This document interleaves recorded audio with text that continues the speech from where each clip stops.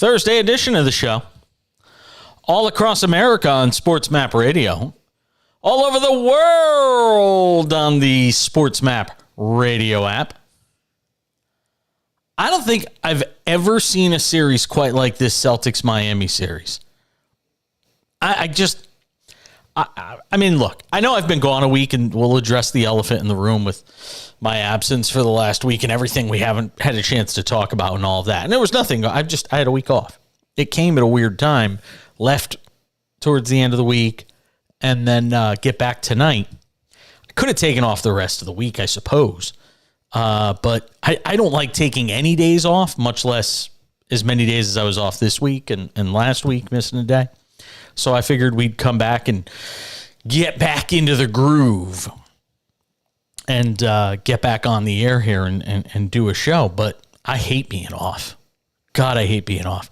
Almost as much as I hate inconsiderate people at airports and on airplanes. Oh, I got to get to that later on.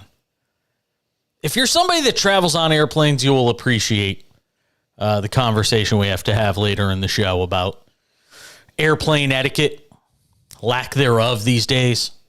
I always say, if you want to find the very worst in human nature, and I mean the absolute worst in human nature, just go to an airport.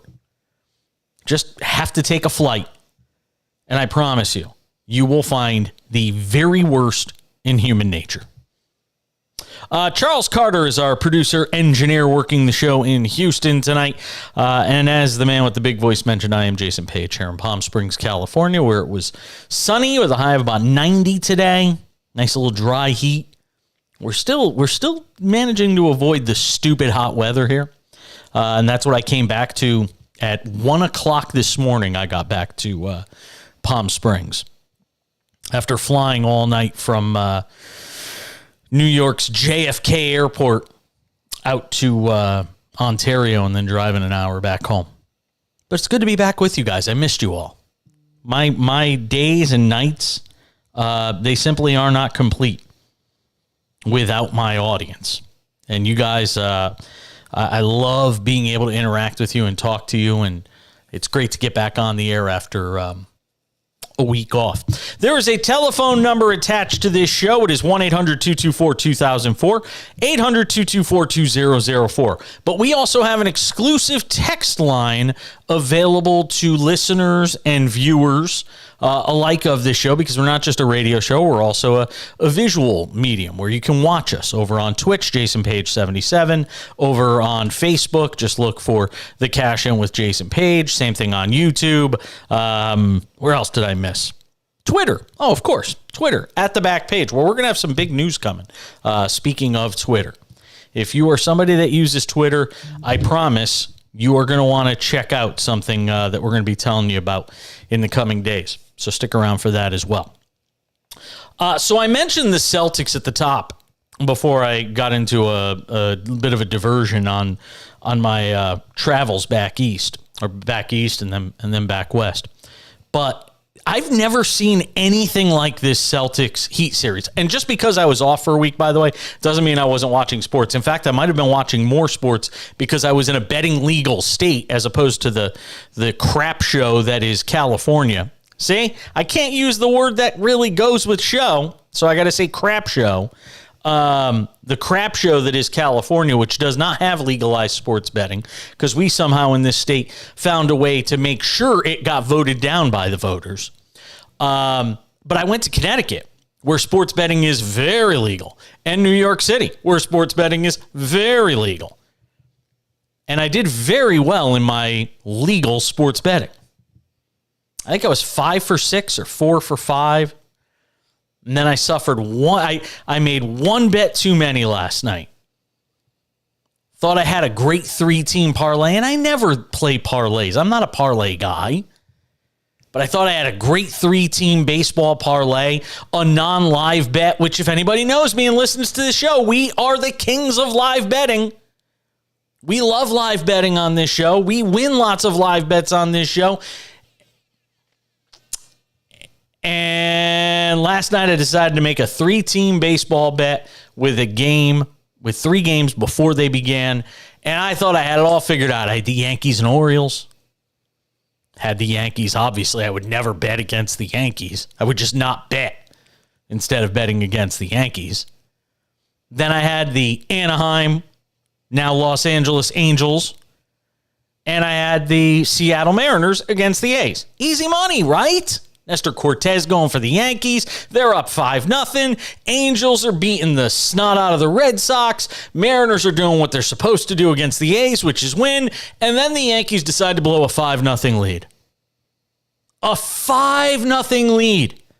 They gave up, 8 runs in the 7th inning, something like that, en route to a loss to the Orioles, which snowballed into another loss tonight for the Yankees, in which Aaron Boone was ejected for the 4th time this year. Clearly, it didn't rile up his guys as the Yankees lose to the O's tonight 3-1. These are not your grandma's Orioles, by the way. And my 3-teamer last night goes up in smoke thanks to my team. That's why you never bet on your own team. Never bet on your own team. It just always finds a way to go sideways. Well, I made a lot of bets on basketball. I was in Connecticut. Win. Lots of winning. It was great. But if you had told me that the Celtics down 3-0 in this series would win Game 4, and then suddenly they would play so good in Game 4 that everybody and their mother would jump on the idea that they aren't just going to make this an interesting or competitive series. They're going to win this series. And I got to tell you, midway through the third quarter, 32 seconds left to go in the third quarter, with Miami leading this series 3-1. I don't think I've ever uttered these words in my life. Miami is up 3-1 in the Eastern Conference Finals, down 18 late third quarter in Boston. And I don't think I've ever uttered these words before. I feel like they have no chance to win this series. And that just seems nuts to say. But it feels like everything has shifted in this series. Boston has found its legs. They've found some momentum. They've found ways to defend against Jimmy Butler. Grant Williams has been a rock star in this series defensively against Jimmy Butler ever since the Celtics finally figured out, this is how we could stop Jimmy Butler. And then you add the Vincent injury for Miami to an already depleted team. And you suddenly look at a team that's down 3-1. You look at a team that's down 3-1, and you start to figure out they're probably going to win the series. It's goofy. It doesn't seem rational or logical or any of that stuff.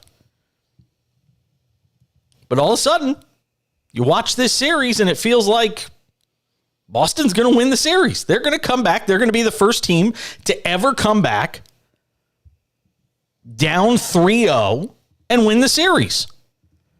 And the conspiracy theorists are going to jump in and say the NBA doesn't want Denver and Miami in the least rated NBA final ever. And they're going to come up with reasons why. But the fact of the matter is, we knew before the series started, Boston had the better team. We knew it before the series started. And now they've actually started to play like a team that expects to win the series that they should have been winning all along. It's absolutely crazy. I mean, let me give you an example of what I'm talking about as it relates to the goofy upside down mindset. When was the last time you saw a team?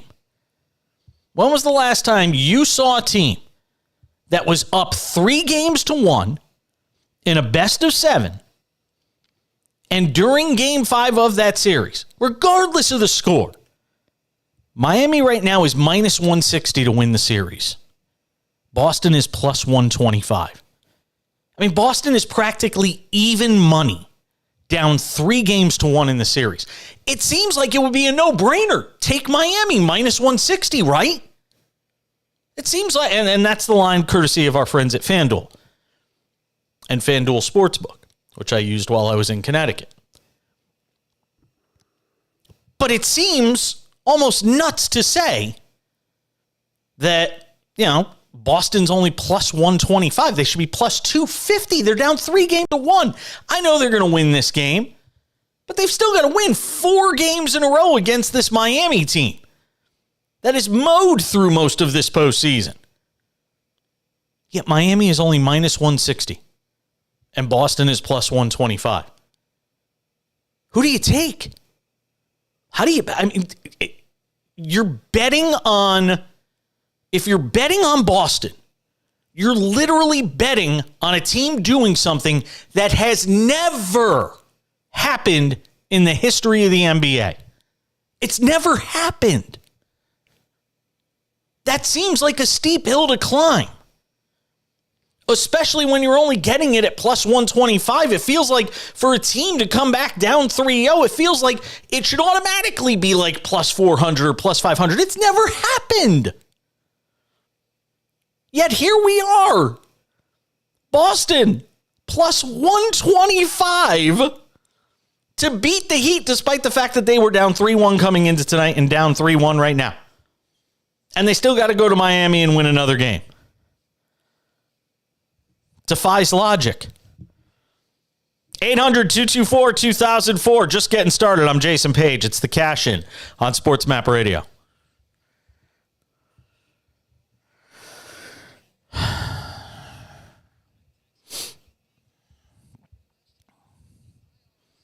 It defies logic.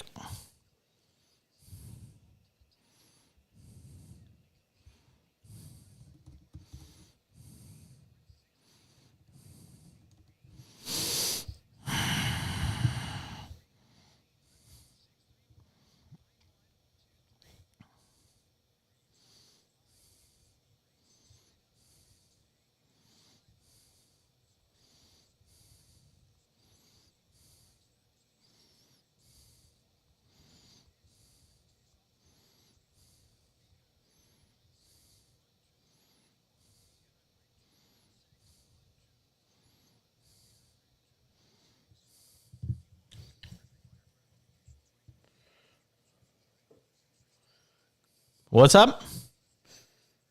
I can't hear you. I hear you and the ads.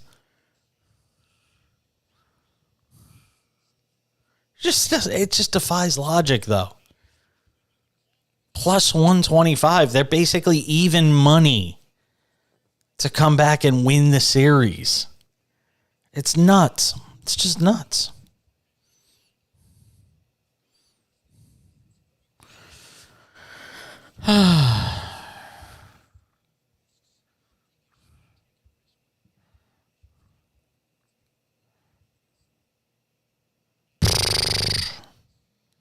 Shocked. I can't believe they swept them.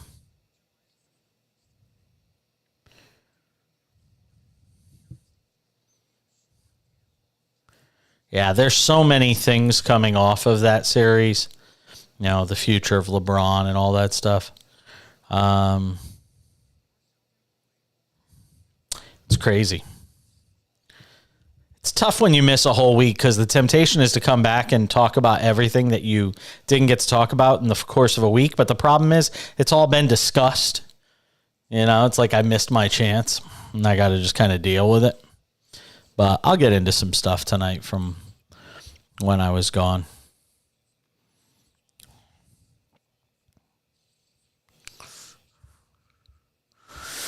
It was good until I got there and basically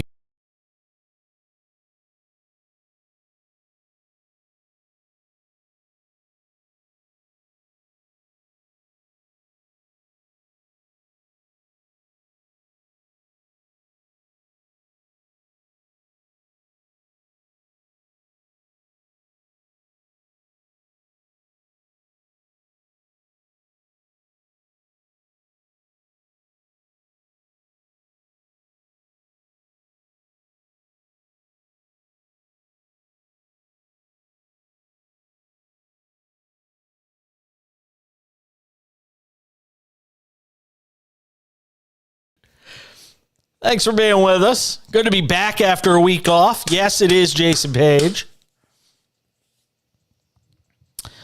Happy belated 80th birthday in terms of the radio wish. I was with my dad on his 80th birthday in Connecticut. But happy 80th to my dad, who I know sometimes listens to the show. Love you, old man. Got to spend some time with him and the family while I was back in Connecticut. Got to go to New York. You always get the feels when you go back home. You know, they say you can always go home, right? I don't know. I don't know if it's for me. I feel like it's so much a part of my past and less in terms of a future.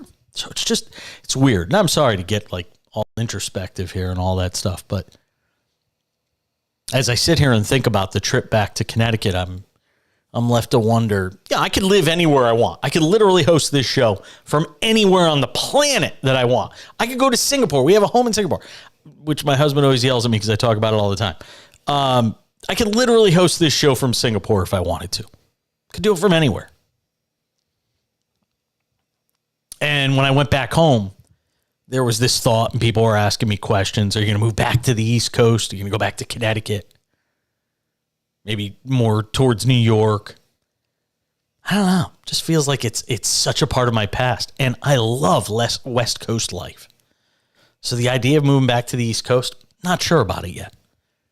Something I got to think about, though, because we're going to be moving. I don't know if we're going to stay in California. I mean, we could literally go anywhere, but we are moving somewhere. We just don't know where. Might be down the street. Yeah, Charles. We could literally go anywhere we want.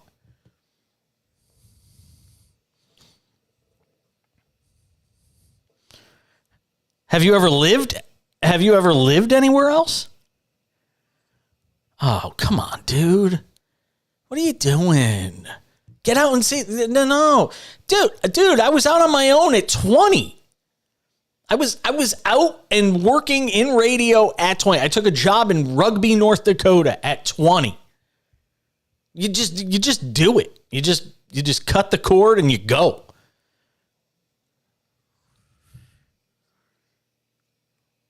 Were you still like close to home? How far? How far were you? Oh, no, that doesn't count then. You didn't even leave the state. Come on, man. Get out of it. And let me tell this to people, and this is the last thing I'll say about this, and then I got other stuff to talk about. Get out of your comfort zones. Get out of your bubbles. And this is more true. This is more me speaking to younger people, because if you're in your 40s or your 50s and you've never moved, you're probably never moving, and that's fine. You've already, that ship has sailed for you. But if you're younger and you got the chance to go. There's a whole world out there, even just the country. I'm amazed at how many people I know that have never lived anywhere but the state they grew up in. And I'm not talking about, well, I'm worldly. I went to Disney World, or we went to the Virgin Islands for a week. I'm not talking about that. I'm talking about actually experiencing life from the perspective of the way other people live somewhere else. I've lived in the middle of nowhere in North Dakota. I've lived in Maryland, Oregon, Massachusetts, New Hampshire, Cleveland, the land, Southern California, the Bay Area, Seattle. I've been everywhere, like Johnny Cash. And I think you're better off. I think you're better for that. But anyway, that's just my little rant about worldliness. 1-800-224-2004 is the phone number. 800-224-2004. If you want to text us, hit the text line. 888-670-8549. 888-670-8549. Matter of fact, text me tonight on the text line. 888-670-8549. If you have lived in more than one state. And just send me like the states you've lived in. I'll be curious to see what we get. Where have you lived? Give me the different places that you've lived. I don't want to, if they're all in one state, I don't want to hear them. And I know Texas is a big state, Charles. So some could argue, the difference between living in Houston or San Antonio is a zillion miles away. Right? Yeah. Something like that. But I want to hear from people that have actually experienced life in different places. It's important. It's a great thing to do. Miami trails Boston 96-76. This is where we would normally do some fun live betting, but in a 20-point game, that's kind of tough to do. Boston now leads 96-78, 8:24 to go in the fourth quarter.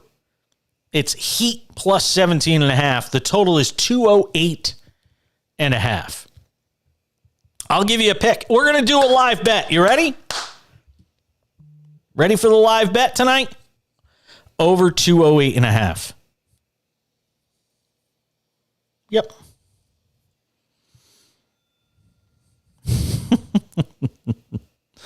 Over 208.5. That's where we're going tonight. By the way, you asked me at the start of the show, you texted me and said in my streaming. You know I am, right? Okay. All right. I'm just making sure because I just saw your text a little late. See? Take control. That's what I like to hear. We're going over 208.5, our first live bet of the night. Soon, you're only going to get one live bet a night on the show. There will be someplace else to go and get the rest. That little tease. I can't give you any more information than that, but you're going to want to listen to the show next week. We're going to have some big news about the future of the cash-in experience. You have to tune in next week.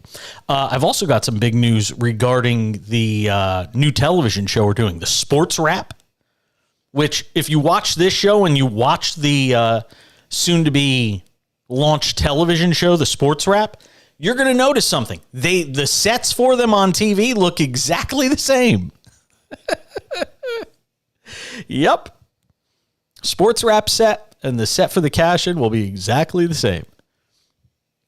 We'll have some news on that coming up next week as well. So a lot of big stuff coming up next week. Next week's going to be a big week for both the cash-in and the SportsMap as we continue to grow this product and myriad of projects we're going to be launching with this company.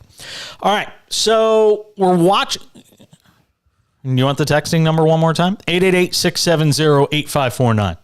888-670-8549 is the text line if you want to hit us up on that. Oh, man. Cannot believe Miami's going to figure out a way to lose this series up 3-0. Oh, man. Oh, we got a text from the 512. I just graduated high school today. Should I go to college in AZU? I think that means it's probably ASU they mean. Arizona State or stay home and go to TCU? I mean, I have visited Phoenix, so I know a bit about Arizona and Arizona State. I can't say the same for TCU because I've never traveled there all that much. That's a tough one. I would always tell people, I know, I mean, I've been to Fort Worth and Dallas for like a week, but that would be like, that's when people say, oh, I've been to, I can tell you about this place because I've been there for a week. No, you can't. You're a stooge. When you spend months someplace, years someplace, then you could start to have a conversation about that community. You can't do that after a week when you're getting all the touristy stuff. You just can't. That's a tough one, though. I'll tell you what, if you're originally from the TCU area, if you're from that Dallas-Fort Worth area, I would say go to Phoenix. I would say go, it's Tempe. I know technically it's Tempe, but they have a campus in Phoenix as well. So you'll get plenty of that Phoenix life. Tempe, Phoenix, Scottsdale, Glendale, they're all in the same area. You're not missing much. Boston up 90, what'd they call? Offensive foul? Yeah, offensive foul. Boston up 18 with about 7:58 to go. If Miami's going to make a run in this game, they better do it now. They're going to have the basketball. We got a challenge by the Celtics. So we'll keep tabs on that game. We will also have, just so you know, we will have complete post-game reaction on this. We've got guests lined up tonight. Some of the usual suspects. Dennis Bernstein from thefourthperiod.com does a great job on the NHL. He will join us coming up. Also from SiriusXM NHL Radio. We will talk with him coming up. There is 6:15 to go in the third period. Vegas and Dallas tied at 2 as the Stars try to avoid a sweep at the hands of Vegas. Dennis Bernstein will join us in 20 minutes. We'll get his thoughts on that series. But stick around. We're coming back. More on this Celtics Heat game. The cash-in continues. SportsMap Radio.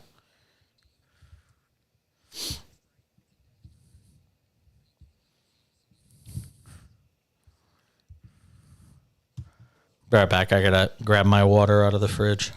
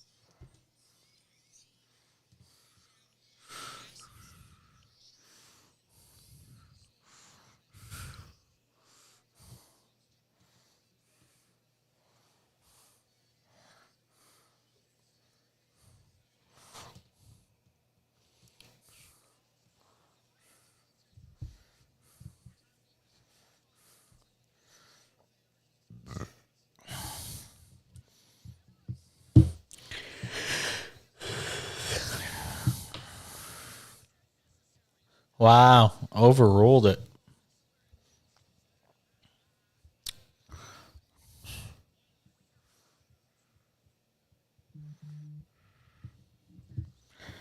And you didn't take it?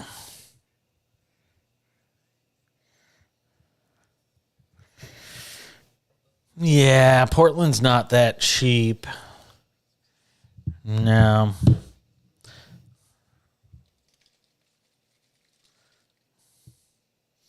Well, because Houston's way cheaper.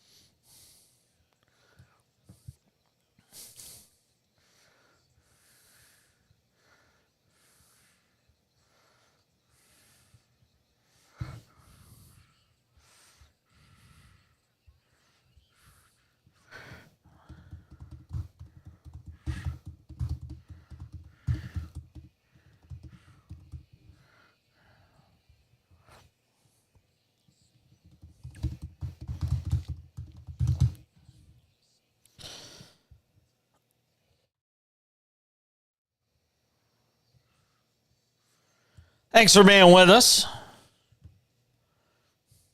Good song.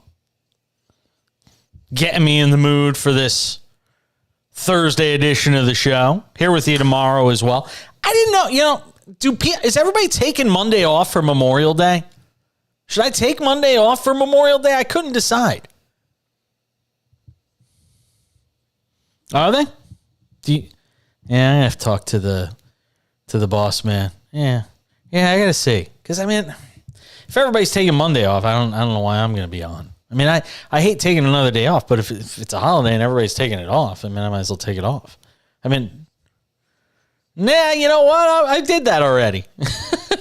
And guess what? Being an openly gay sports radio talk show host, it didn't really matter all that much. I was one of the very first, and it really didn't matter much. Trust me. I don't need to do the trailblazing thing. I'll tell you a funny story.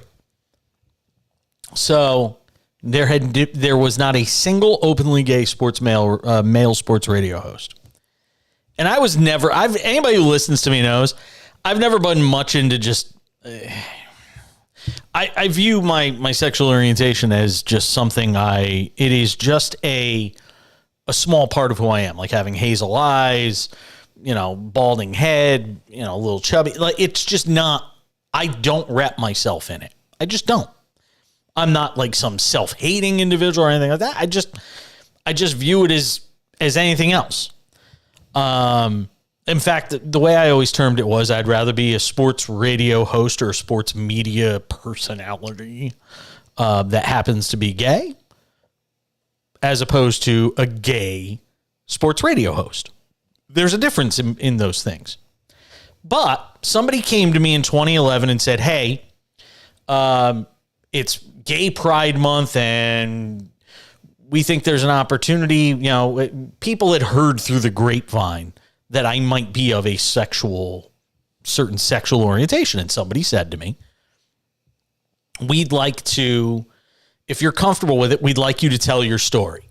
A friend of mine who wrote for the Hartford Courant approached me and said, why don't you be the first? And I was like, ugh. Thought about it, pros and cons, talked about it with some people. And then I decided, all right, I'm going to do it. I had just left my gig with ESPN Radio in Hartford, at the iHeart affiliate there. I said, you know what, I'm going to do it. I go through this long interview. It's going to be a front page story on the Sunday edition of the Hartford Courant. True story. I'm going to be the first. Deep breaths. Trailblazer, Jason Page. Great. Would you know, they tell me this is the date this is going to run in the paper. It was going to be like 2 weeks later because they wanted to do, this full story. It takes time to put together a cover piece and all that stuff. 2 days before my story hits the Hartford Courant, Jared Max decides to come out on the air at ESPN Radio in New York City. You can't make it up. You cannot make it up. He comes out like 2 days before me. I used to work with him too. Actually, I would wind up working with, I shouldn't say I used to work with him. I would wind up working with him later because we both worked for ESPN Radio in New York City. But he came out like 2 days before me. So my big cover story comes on the front page of the Hartford Courant, and it's like crickets. People are like, you're just the second. Who cares? And I didn't do it for the point of being the first. I did it to tell my story, and try and bring awareness that, there's gay people in sports. But it was kind of cool, the perk of being the first. And when you're second, nobody cares. Nobody cares. You're not blazing a trail. It's already been blazed. You're just walking in somebody else's footsteps that already did it. 2 days before me. It's nuts. It's absolutely nuts. 107-88 is the score. We gave you 208.5, right? We gave you 208.5 on this game. It's 107-88. And do you want to know how much of a sweat this bet is? The current line is 208.5. It has not moved. So we're going to be sweating this one out right until the end. But hopefully we'll give you all a winner. And, we'll do that. By the way, thanks to Carson. That was who texted me who just graduated today from McNeil High School in Austin, Texas. Carson, congratulations, my man. That is a cool story. I wonder if Carson collects like sports cards, because I would send him something just for being cool and just graduating high school. Carson, if you have a favorite baseball team, favorite pro baseball team, text it to us. I'm going to send you something cool for having graduated. Send me your information, and I'm gonna throw something in the mail for you. We'll throw you a little package for having graduated high school and texting the show today. Congratulations, Carson. Very cool. I think that's really cool. I graduated high school in 1995. Would you know, I was back in Connecticut a couple weeks. I was back in Connecticut over the weekend, and I had dinner with some high school classmates. We went to a pool hall and had some food and just hung out and chatted. And we were sitting there just ruminating and marveling at the fact that in 2 years we will have graduated high school 30 years ago, and it feels like yesterday. It's crazy. So trust me, Carson, the time flies by, man. But congratulations on your graduation from McNeil High School in Austin, Texas. That is very cool. Matter of fact, I might be getting out to Austin finally in July for our friends listening on the Horn. I may have a trip coming to Austin. My husband has to go there for work. I may be going. 107.90. So we need 11 and a half more points. We need 12 more points with 3 minutes to go in the fourth quarter. Boston's just content dribbling the ball out. Come on. We got to make this over. Let's go. 3-ball corner. No. Oh, man. Wow. This is where overs go to die. This possession that just will not end. This is how overs die. 30 seconds, no points scored. That is how overs die in NBA games. And then you got Duncan Robinson just dribbling all over the place. Misses a layup, gets fouled. All right. 2:19 to go in the fourth. We still need 12 more points. Jimmy Butler. They just had a shot of Jimmy Butler on the sideline smiling. I'd like to know what he knows, because his team's just gotten pistol whipped the last 2 games. Dude's team just got pistol whipped the last 2 games. And they're on the verge of potentially being the first team in NBA history to blow a 3-0 lead. And Charles Barkley said this at the half, and I think he's spot on. Their game 7 is game 6. If they lose Saturday night, it's a wrap. They will not win game 7 back in Boston on Monday night, on Memorial Day, assuming that's when the game is, and I think it is, because this series has been an every other day sort of series. And it's keeping me from getting Stan Van Gundy on the show because Stan's so busy, he can't come on and do the show. So we need this series to end so we can get our guy Stan Van Gundy back on the show. I just want to make that known. Boston's just running out clock. We need 10 more points in this game. Boston's just content to run out clock. And just jacking up threes. God almighty. Possessions with no points. The enemy. Yeah, it'll be Saturday night game 6, Sunday. Oh, boy. What is going on here? Can somebody take a shot and make one, please? Ugh. Kyle Lowry jacking up there. All right, here we go. 107.95. That gets us to 202. Oh, we need 7 more points. We are dead and in the water right now. Oh, take the 3. Oh. All right, it means another possession though for Miami. And they're not going to sit on it. Boy, this is like sweat of sweats here. Come on. Duncan Robinson layup. All right, here we go. We're at 204. We need 5 more points, Charles. We need 5 more points here. The sweat is real if you have over 208.5 in a 10-point game. Yeah, Miami's not going to foul either. Boston's just running out clock. Somebody take a shot, please. You're killing me here. Oh, no. He's taking one from like the logo. Oh, he made it. Oh, did you see that, Charles? He made it. All we need is 2 more points. All we need is 2 more points, Charles. Kyle Lowry. Oh, no. Oh, no. Oh, it can't end like that. Lowry had a look. Oh, Boston's going to win. And our over 208.5 might lose unless Miami gets a late bucket. We'll talk hockey with Dennis Bernstein of thefourthperiod.com next. Oh, boy, we need Miami to get a garbage bucket here. Come on, garbage bucket. Garbage bucket here, Miami. Oh. Take a garbage foul. No! Go out of bounds. 7.4 seconds left. Stop playing defense. Come on. What are you doing to me here? Come on, somebody. No, you can't take a 3. Oh, my God, that's the worst. You've got to be kidding me. You've got to be kidding me. Oh, God. It's so bad. It's so damn bad.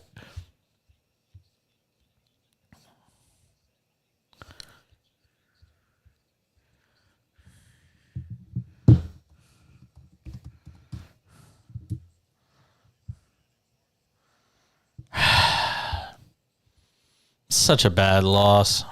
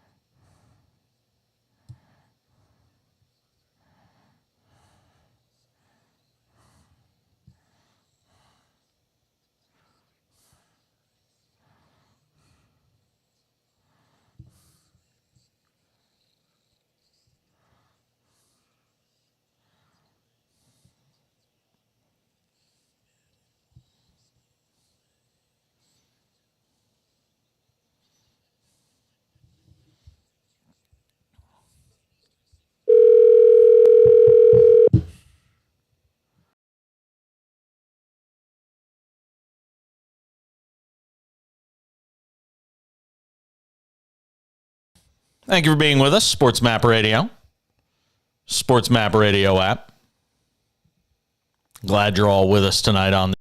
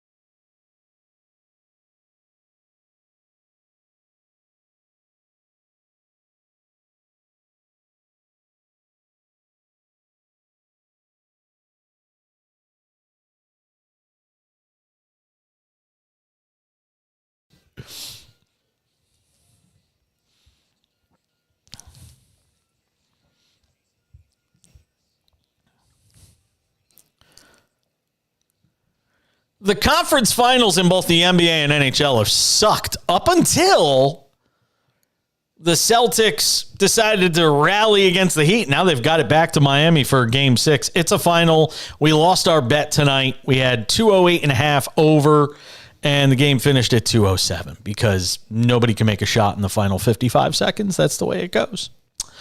NHL's conference finals have been a snoozer. Florida, as a team that just barely got into the playoffs, is going to the Stanley Cup final for the first time in over 20 years. And it looks like Vegas will be going there as well. They're up 3-0 in their series going into tonight's Game 7, which at the time that we're doing this interview is 2-2 end of regulation. Dennis Bernstein covers all things hockey for thefourthperiod.com. That's his baby, SiriusXM NHL Radio. He'll be all over the NHL Stanley Cup Finals for them, and he joins us tonight on the Cash In on SportsMap Radio. I mean, look, it's great. It's 2-2. It's going to overtime. It's thrilling. It's playoff hockey, but does it really matter at the end of the day? No. Even if they don't win, they're going to go back home. Ben will still be suspended, Jamie Benn, for Dallas, and they'll win in 5. But, yeah, and you're right. You know, it's funny. Rod Brindamore said, and this could have been the other way. It could have been 4-0 us because all the games were close. No, Rod, your team wasn't good enough. Couldn't score a goal when it counted. So, yeah, it's a fait accompli. I mean, it's going to be Vegas and the Panthers. And it looks like, Jason, that could really be a great matchup. But I thought the matchups in the conference finals would be great, and you're right. There hasn't been any drama at all. It's just shocking. I mean, I can't, and this has been such a fun NHL postseason, and then it feels like we hit the conference finals and we just hit a wall here. And I mean, look, let's start with Florida because, again, and I know we've played, we've beaten this dead horse about down 3-1 against the Bruins and, right, basically on the verge of elimination and they get the comeback win there and they come back and win the series and all of this. Boy, it must make you sick to your stomach if you're a Bruins fan right now and you're watching this. Yeah, the Panthers, Jason, before Game 5, they were 150 to 1 to win the Stanley Cup. That's how improbable this was. Like, this team was in the playoff position, I think, 25% of the time this season. It's just, yes, you have to be. And we talk about parity, and there's so much parity in this league, so an 8th team could go now and get to a cup final. But there's been no parity in the conference finals. It's like really, really weird because I expected at least 6 games of both these series, and we haven't gotten them because one team comes through in the big spot, and it's Florida, and it's been Vegas. The other ones can't find a way to figure out a win. It's been stunning and shocking. And yeah, I just hope that the Cup final won't replicate what we've seen in the conference finals with respect to the competition at this point. You mentioned Rob Brindamore's comments. Is he in denial? I mean, where does that sort of mindset? Where does that mindset come from when he says we didn't lose 4 games? Well, I think because, he's saying like we could have won 4 games. It could have been 4-1 the other way. Because territorially, they played well, right? But they, again, what was the thing about Carolina? Who's going to score for them in a big spot? And maybe just with strength of schedule that in the playoffs. Because who did they beat? The Islanders, who can't score, and the Devils, who really weren't ready to win and didn't have great goaltending. So compared to the Florida Panthers, who beat Boston, the world's greatest team, and then they beat Toronto, which is a really good team. I think that sharpened the knives of the Panthers, and they took over. So yes, the games look close, and they were one shot away. But when you're one shot away every game, and you never get that shot, you're not that close, Jason. I'm sorry. I think Brod's a great coach, and he's trying to make his team feel better. But they weren't that close to winning. It wasn't that close because they couldn't come through in the clutch. What does it say about Sergei Bobrovsky? And we talked a little bit about this last time I had you on, but sort of expand upon it. To kind of go through the sort of malaise I guess he's gone through since he's been in Florida, to be able to just turn it on and sort of light it up one more time for this kind of run. At this place in his career with this particular team, does anybody have a real explanation for how it's happened? No, Jay, because the beginning, he didn't even play the entire first round against Boston. Alex Lyon played. If you look at his numbers in the first round, they're crap. The people are talking about he win the Conn Smythe, the most valuable player of the He could. He had a bad first round. So I guess you get on a roll, you get momentum, and I think most importantly, it's confidence. It's just you're better in your net. You're coming out and being more aggressive with respect to shots, and you just get on a roll. Like any other position player, the goalie gets hot. He got hot in the second and third rounds. Now he's going to play a better team than Carolina and Vegas, so we'll see. Hold off on betting,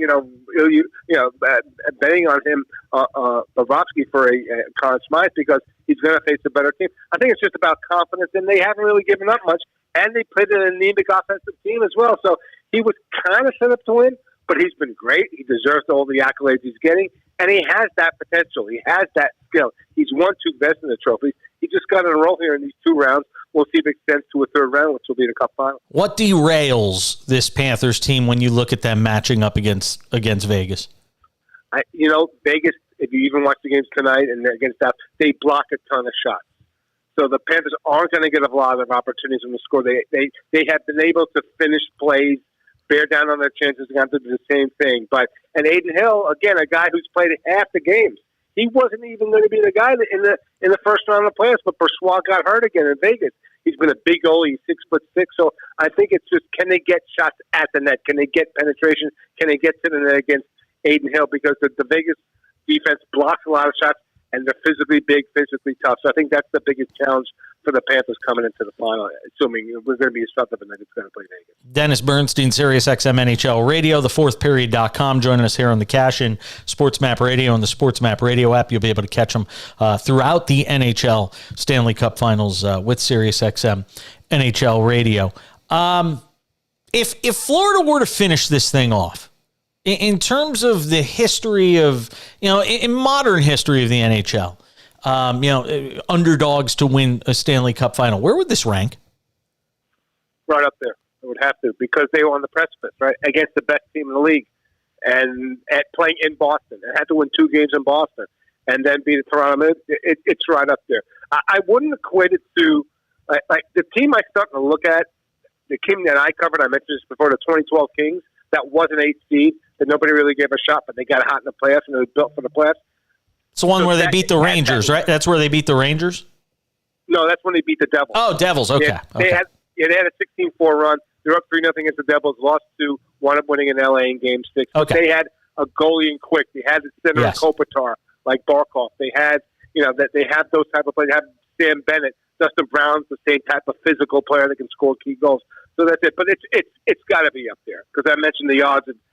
Down 3-1, it was over. They were done. They weren't even supposed to make the playoffs, Jason. If Pittsburgh doesn't lose on April 11th to the Chicago Blackhawks, they're not even in the playoffs. It is up there with one of the biggest upset runs in NHL history, I would say.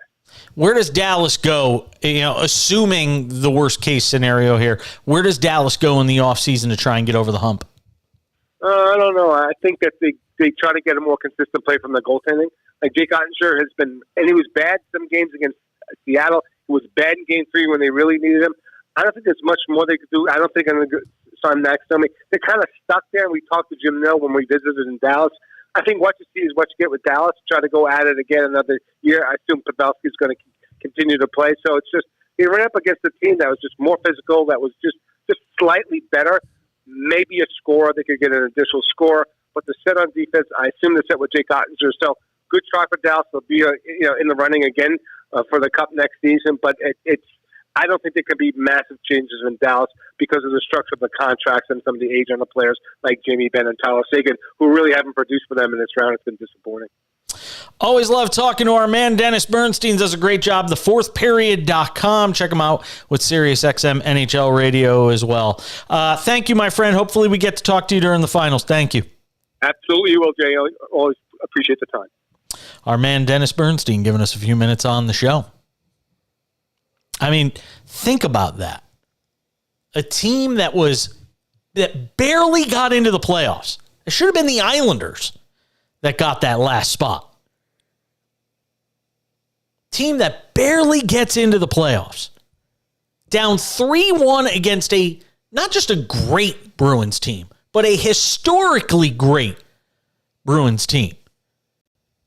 And now here we are with the Florida Panthers 4 wins away from what would have to be one of the most unlikely Stanley Cup championships in my lifetime.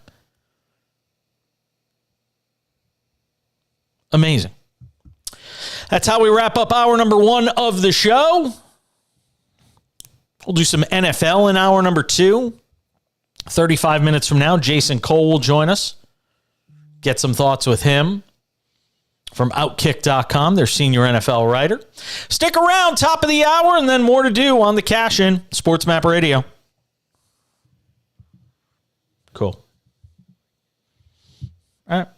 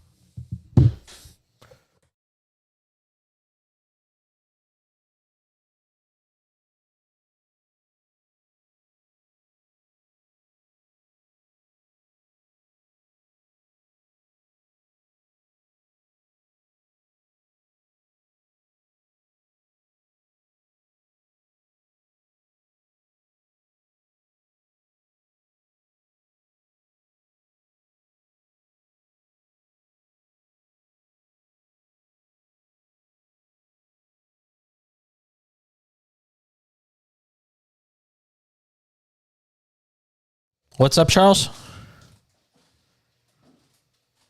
Yeah, that's fine. Yeah.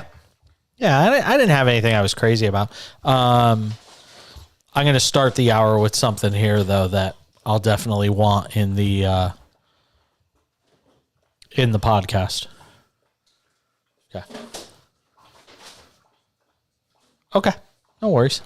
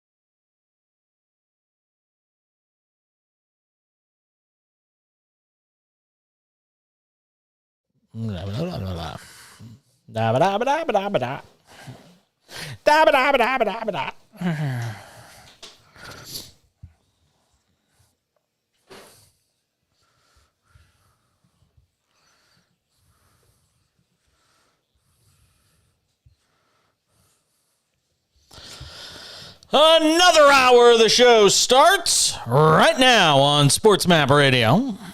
and the SportsMap radio app. Thank you for being with us. We'll be joined in 30 minutes by our friend Jason Cole, Outkick.com, senior NFL writer. He's also a Hall of Fame selector. And we'll get some thoughts with him on everything I didn't get to talk about over the last, week in the NHL. Aaron Rodgers is in Jets camp, hurt his ankle. Oh, it's all over in Dallas. The Stars extend the series. Dallas beats Vegas 3-2. It's all over. So the Stanley Cup Finals, well, I mean, they probably had a planned start date anyway, so it doesn't really matter. But the Stars at least extend the series for one more game. Dallas beats Vegas 3-2. It is a final just moments ago. It's all over. Dallas 3-2. They win it. The game winner in overtime, Joe Pavelski, of course. Who else? His 9th goal of the postseason. 9th goal of this postseason. Amazing. Fantastic. So there will be more hockey in this postseason for the Dallas Stars. It is over, 3-2 the final. In this hour, you will hear from the combatants of the Eastern Conference Finals. You'll hear from the winning and losing sides in that Heat-Celtics matchup. Celtics win tonight. Was it 110-97, I think, was the final. And, of course, it just never fails. It never fails. We had 208.5. Nobody could score for the last 55 seconds. We had the over, and it finishes just under at 110-97. Boston a winner tonight. And now that series is 3-2 going back to Miami for Game 6, which basically becomes Game 7, as Charles Barkley, I think, aptly pointed out. Because if Miami wins Game 6, if Miami loses Game 6, do you really think they're going to win Game 7? We'll get into the betting odds on it and all of that coming up. But I want to just start this hour talking about something, because if I don't get to it now, there's a lot of things that are going to happen between now and the end of the show, and I might miss out on an opportunity to talk about this. So I want to get to it now while I have a moment. As I was watching on Sunday at the PGA Championship, I was watching on TV. I wasn't at the PGA Championship. But as I was watching the PGA Championship, I was struck by the story, as I think most Americans were, most people around the world were, if you're a sports fan, the story of Michael Block. This, this PGA professional, which basically means he is a certified instructor. He's good enough to play really well at his local golf course, play club championships, things like that. But he's not somebody who you would see as a name on the PGA Tour. It's almost like a guy who makes it to the top of AAA baseball and could hit 300 or 310 in AAA, and then every time he gets to the majors, he struggles. That's basically what Michael Block was. But then Michael Block brought the house down at the PGA Championship, tied for 15th against arguably the strongest, if not one of the very strongest fields in all of golf. He had the hole-in-one on Sunday, finished top 15, which means he gets to play next year at Valhalla at the PGA Championship. It's this great story. Everybody get excited. Wow. But then, and I mean, it was tears. It was, I would argue his performance and finish as a PGA club pro, this California club pro, his finish and his story overshadowed what should have been an epic win for Brooks Koepka. The once PGA Tour golfer now playing on the LIV Tour. It's a great day for LIV Golf because one of their guys wins. It brings more validity to their tour, whether we all like it or not. We have to be honest and accept that it does bring more validity to their tour. But Michael Block was the story at the end of Sunday. But then the story takes a turn for the negative. The clock always strikes midnight on Cinderella. Cinderella stories do have an ending. There is an expiration date. And the expiration date for Michael Block was literally, 4 days after his final round? Because what happened with Michael Block? He finishes 15th. It's a great story, and everybody tries to take advantage of it. He won like $500,000 for finishing in 15th, something like that. I don't know. Might have had to share. He might have had to split it a few different ways because he finished tied with a few other golfers. But what happens after he wins? The horde descends. He gets a sponsor's exemption for this week. At Colonial, the Charles Schwab Challenge in Fort Worth, Texas. He's got another sponsor's exemption next week at the RBC Canadian Open. He got a text message from Michael Jordan. Great stuff. Wow. And then he goes out today at Colonial, opening round, dead last. He goes out and gets embarrassed. Because what was a great story, Thursday, Friday, Saturday, Sunday at the PGA Championship, it has an expiration date. The guy is a California club pro in his late 40s because he is not good enough to play on the PGA Tour regularly.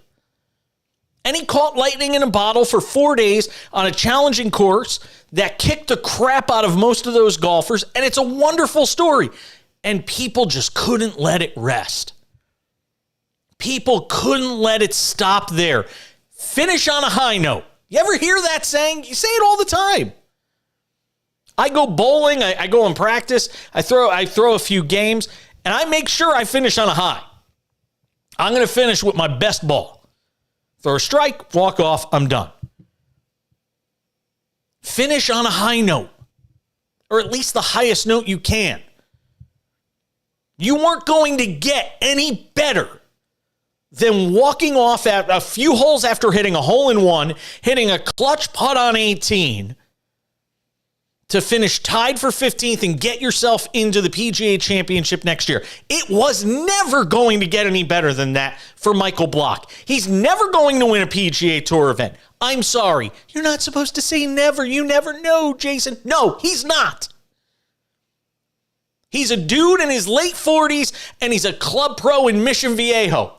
And you know what? That's way better than most of us will ever get in golf. But we try to drag these stories out.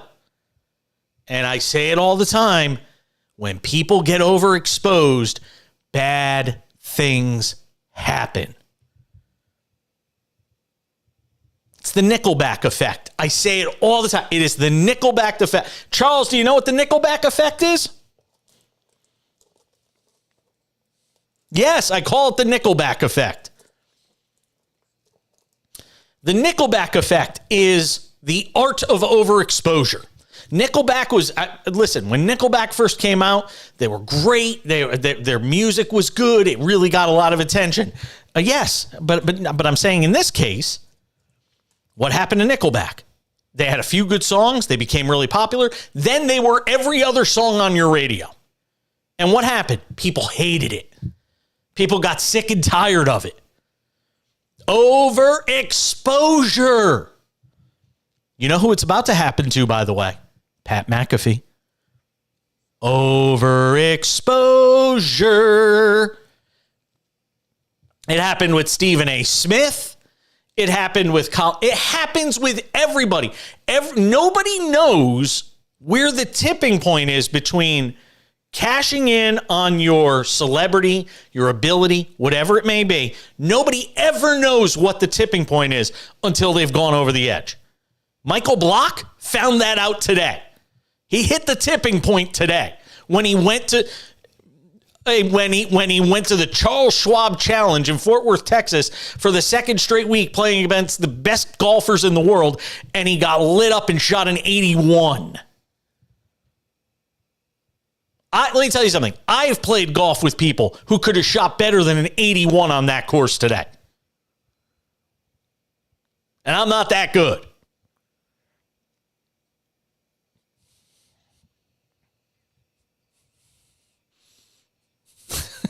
It's not. It's so true. He was hitting shots off of bridges today. Now, look, he was probably nervous as all get up.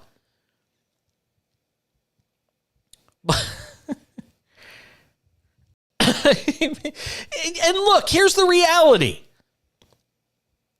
The folks at Colonial and the Charles Schwab Challenge in Fort Worth, they thought it was a brilliant idea to sell some extra tickets. And all they did was set this guy up to look like an idiot on, one of the bigger tournaments in golf. That's what they did to him. They set him up to look like an idiot. He shot an 81. I mean, that's really bad. And I say this as somebody that's played golf and knows how hard it is to play the game.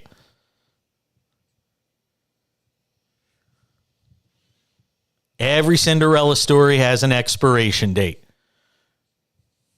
Got to know when to exit stage left.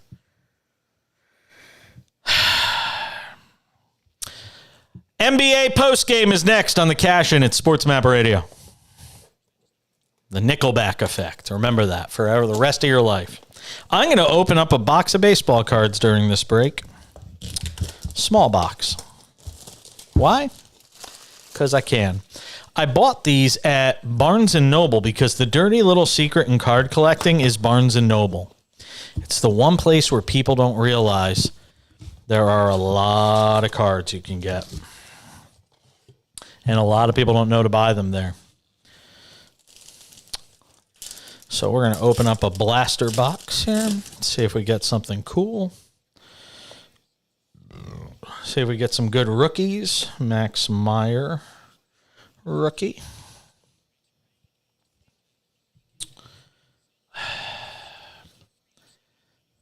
Wilson Contreras, Tatis, Verlander, Trout. Oh, do we have an autographed card in the first pack? Is this possible? That would be wild if that's the case. I did. I pulled a friggin' autograph in the first pack. Holy shit. Junior Tillian? Huh. That's wild.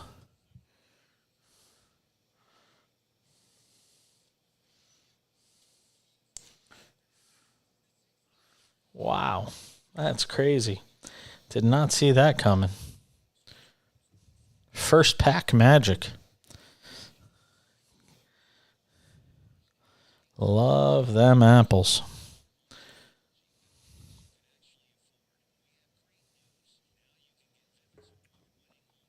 Let's see if I can put this up on the screen. There we go. Junior Tillian. There we go.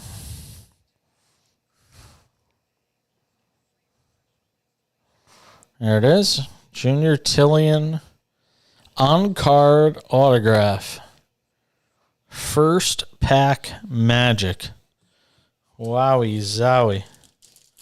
That's not supposed to happen. Oh, and then I get a numbered card in the very next pack. 250 of 250. Nice. Wilbur Sanchez. White Sox prospect. About that. It's a hell of a box already. Chris Bryant, Bobby Witt Jr., Christian Yelich, Shea Langoliers, Matthew Libertor.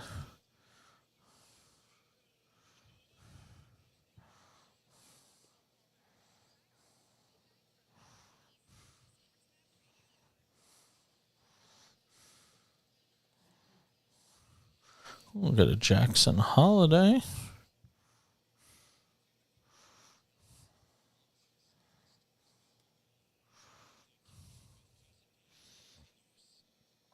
So I just decided for some spits and giggles to You like what I did there? See? Didn't say the bad word, but you know what I meant. Yep. I'm sure you did. I decided during the break to open up a box of Bowman 2023 baseball cards, a blaster box that I bought a few blaster boxes today while I was hanging out at a Barnes and Noble. A little bit. And so I bought a box, and the very first pack I opened, I pull an on-card auto. First card of a Mets prospect named Junior Tillian.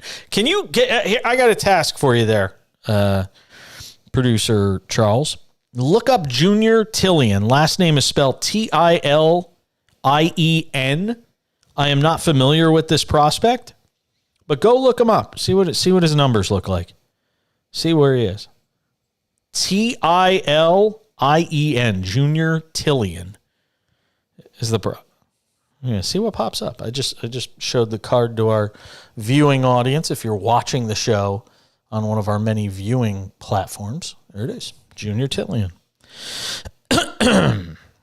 We'll check that out. So the Celtics beat the Miami Heat tonight. Take the Heat still have a 3-2 series lead. And I'm curious to see now, for game number 6 of this series in Miami, Miami is now a 3-point underdog. And again, I mean, the odds to win the series now, wow. Odds to win the series, Miami is minus 130, Boston is plus 110. Is remarkable. Okay, give me something on Junior Tillian. What team is he playing for? Is it single A, double A?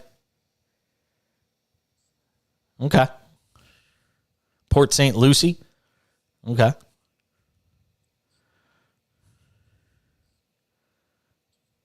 Okay.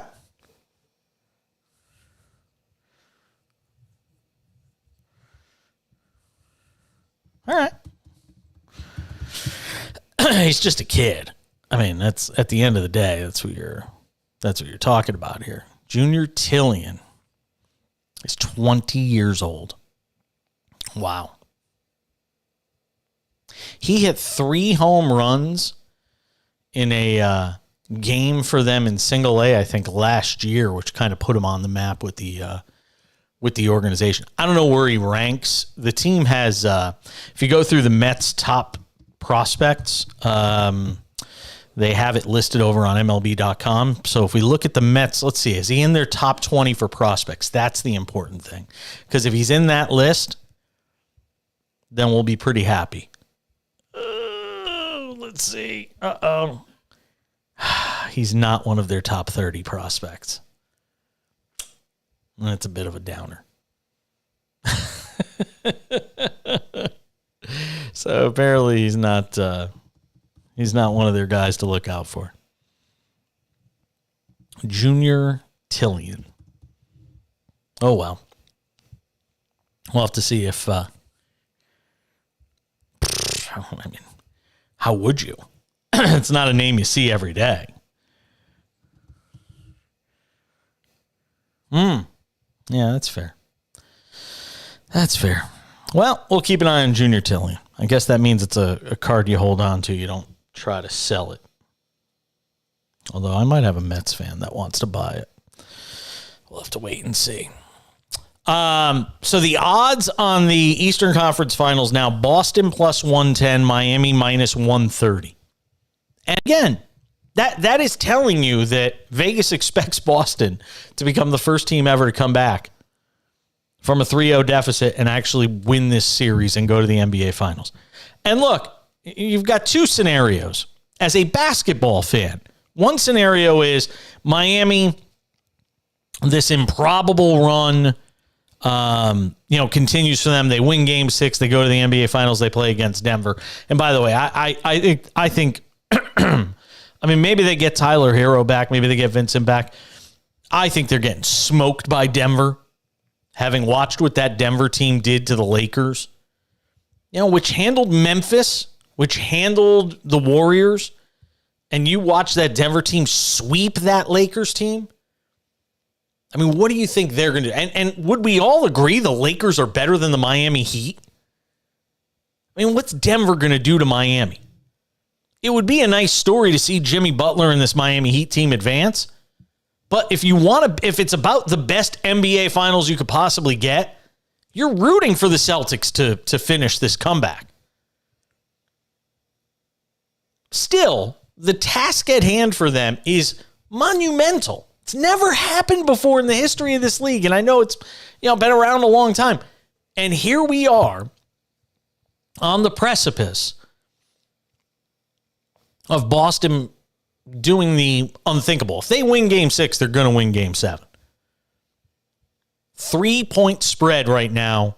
Miami +3 at home in Game 6 on Saturday night. Wow. Coming up in 10 minutes, we'll talk to our man Jason Cole, Outkick.com, senior NFL writer. We'll get some thoughts with him on this NFL offseason, OTAs, which are going on right now. We'll get some thoughts with our friend Jason Cole coming up here in just a few minutes. If you missed it, Dallas wins in overtime tonight. They avoid the sweep at the hands of the Vegas Golden Knights. 3-2 Dallas, a winner. So there will be a Game 5 in that series. There's only one baseball game still going on tonight. They're in the bottom of the 8th in Seattle. Oakland and Seattle are tied at 2. And anytime you lose to the A's, it almost feels like 2 losses. It should almost count as 2 losses in the standings because they're that kind of bad. Can we petition the league? If you lose to the A's, you get 2 losses. I mean, Oakland's 10-41. They're on pace to win. I mean, something stupid. It's like, I don't know, 30 wins, 35 wins maybe. At this pace, they're going to win 33 or 34 games. They will be the worst team in the history of Major League Baseball. And you notice that Major League Baseball cannot run fast enough to try and get this deal done. The A's move to Las Vegas. Rob Manfred says owners may vote on this move for the A's to Las Vegas in June, creating one of the ugliest lame duck franchises in the history of professional sports. Manfred said Thursday at Milwaukee during his tour of major league stadiums to speak with players, quote, "It's possible that a relocation vote could happen as early as June. It's very difficult to have a timeline for Oakland until there's actually a deal to be considered. There's a relocation process internally they need to go through, and we haven't even started that process." Nevada state legislature, the governor there, the A's, they got a deal done on a $1.5 billion with a B dollar stadium that would get the franchise to Las Vegas. Funding bill, though, still is to be approved by the legislature. And if anybody knows anything about dealing with legislatures, it is the Oakland A's. It is Dave Kaval. It is John Fisher. And they know this process is never a slam dunk. It's never a gimme.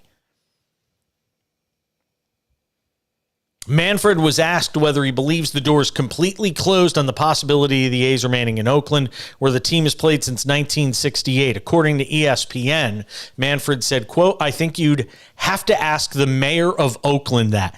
That is such a slap in the face to the city of Oakland to make it sound like this is all the city of Oakland's fault. And that John Fisher and Dave Kaval haven't done everything in their power to sabotage this situation, to get the team out of Oakland.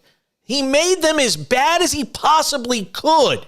He didn't tank a season or two. He tanked the franchise. And the commissioner of Major League Baseball has the nerve to stand up there and say, well, you got to ask the mayor of Oakland if there's still a chance to save the franchise. Manfred said she had cut off negotiations after an announcement was laid in Las Vegas. I don't have a crystal ball where anything's going. There's not a definitive deal done in Las Vegas. We'll have to see how that plays out. What do you expect the mayor to do? With the way the A's have treated that city and that fan base. It's so disgusting. Just the price of doing business, though, right?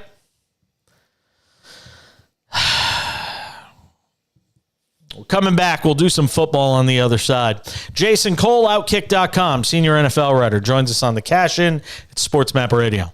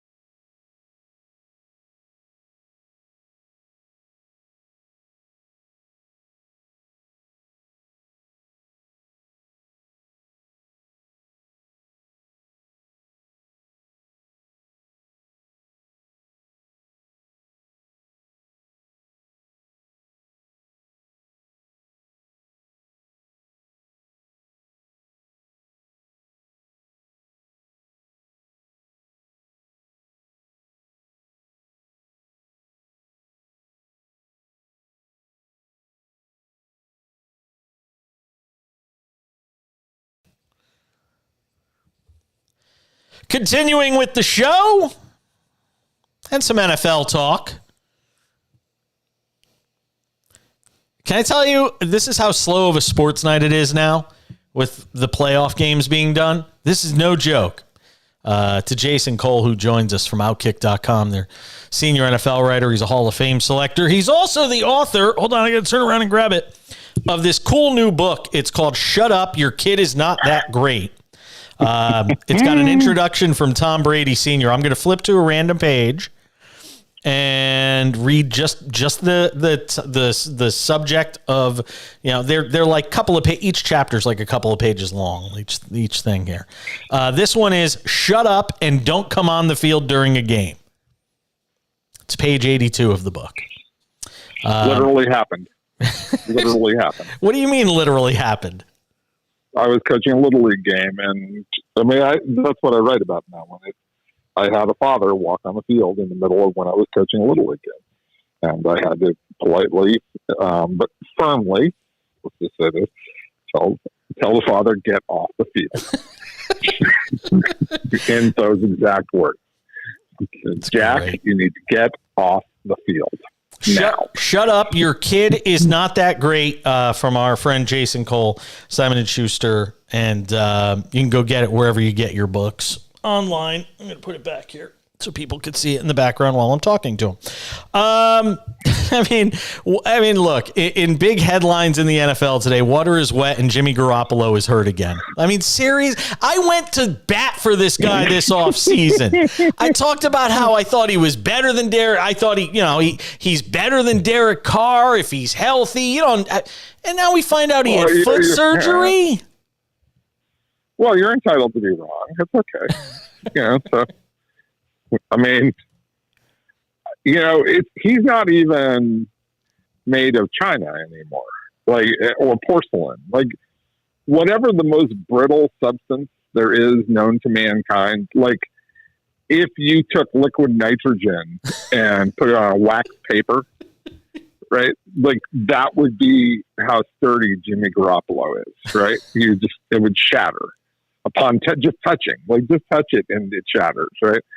I mean, and this is sad because by all accounts, if you talk to Jimmy's teammates, none of them blame him for this. And, last year he got hurt in a legitimate way, now his teammate missed the block, but he got hit hard and, the torn ACL and the shoulders, he's been a tough guy, but it doesn't matter how tough you are if you can't stay on the field. It is forever the old cliche, which is redundant, but forever the cliche in football, which is, the biggest ability, the most important one is availability. And he's just not available on a consistent basis. So to trade in Derek Carr, who, is what missed, he broke either a leg or foot. I can't remember what it was during their playoff season. Yep. Aside from that, he's been pretty darn healthy during most of his career, right? To trade that out for a guy who I would argue is not discernibly better, right, than Derek Carr, and might be worse depending on the situation, okay? But it's certainly not a huge upgrade over Derek Carr, in my view. To trade that out for a guy who is very brittle, it just doesn't make any sense to me. It's just none, zero, zilch. And, this declaration by Josh McDaniels, which he did back in, December last year, January, whatever it was, he benched Derek Carr, that they were moving on. This was not a well-thought plan. It was absent of anything that you would call remotely planned. I mean, his best quarterback is now part owner of the team. That's the problem. It is amazing. Jason Cole, our guest, Outkick.com NFL writer, Hall of Fame selector as well, joining us here on the program. So what do we call this? What gate do we attach to this Patriots story with them losing a couple of OTAs due to coaches scheduling? What's this one being called? Is it Coachgate? Is it, what do we call these? Tutorial gate? You know, I this dumb stuff, like just really dumb stuff. Like you didn't see the schedule, and you really 20 minutes was that critical that you couldn't have moved things around and made sure you were following some rules, especially you guys. Like of all the teams to break a silly rule, like this is the worst one. You know, it's like other teams that have done like off-season hitting. You know, that's clearly against the rule. It's a health problem. You know, you're not supposed to do that. Don't. Basic scrimmaging kind of stuff.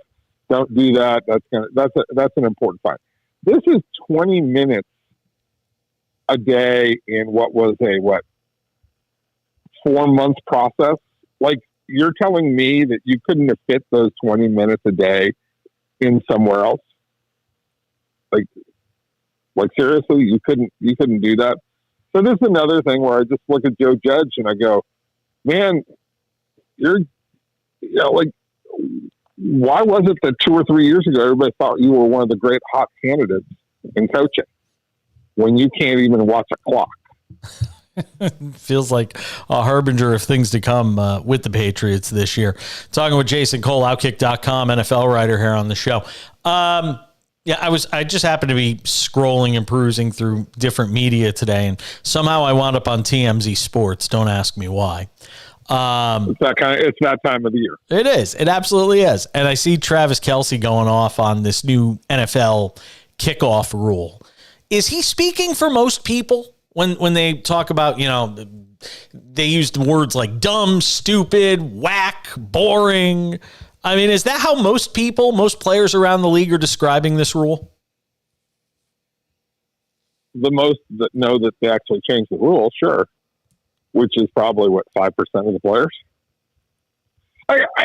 This is not one of those things that most players pay that much attention to at this time of the year. They really just don't. And they might hear about it, but then you start to think about it. You go, we're talking about kickoffs. Yeah, it's like the Allen Iverson line. You're talking about practice. You're talking about kickoffs. Like there's nothing that happens on those plays anyway, right?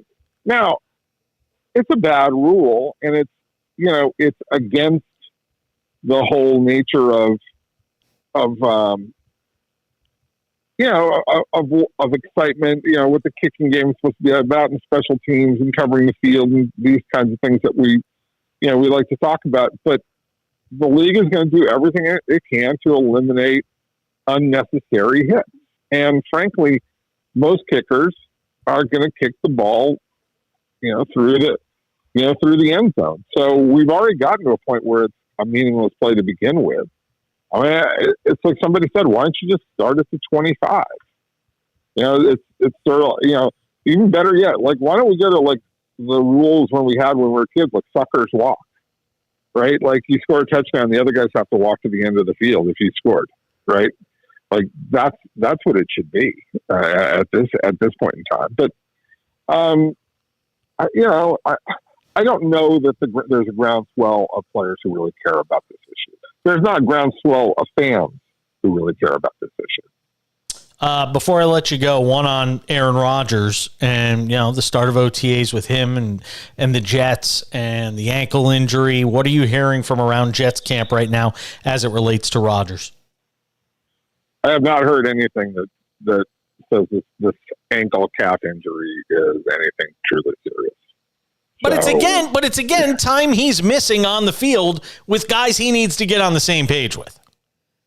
Right, but at least he's there, right? And at least he's not in a mushroom cave somewhere in eastern Oregon, off of a small dirt road, in the darkness session. At least he's there, and I'm sure he's throwing a few balls around, and he's learning the offense, and he's learning how guys move by at least watching. That's something he did not do last year, and it was a big deal last year. As much as Aaron may want to, proclaim that it was not a big deal, it was a big deal because you could tell that for the first half of the season, he was not on the same page with his receivers, and it took him a long time to get in sync with a guy like Watkins. So, yes, it's a big deal. Jason Cole, check out his work, Outkick.com. Senior NFL writer, does a great job there. And check out his book, In My Hot Little Hands, Shut Up, Your Kid Is Not That Great. It is a great, quick, easy read. I bring it with me to the bathroom. It's great bathroom reading.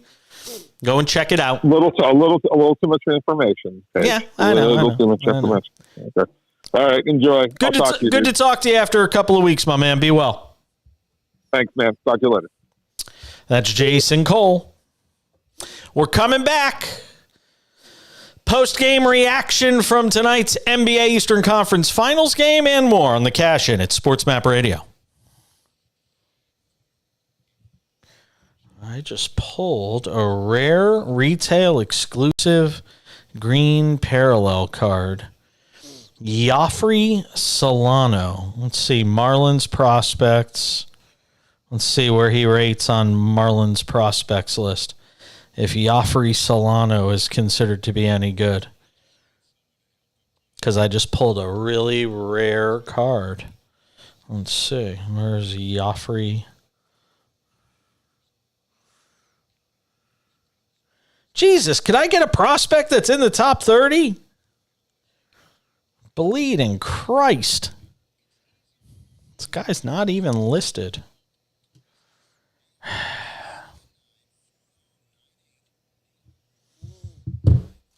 I have to say, these cards are really good looking, though.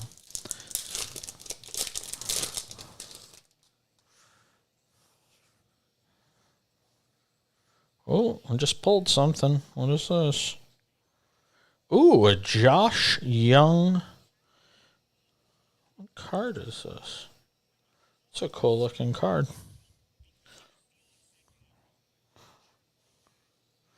Gabriel Moreno.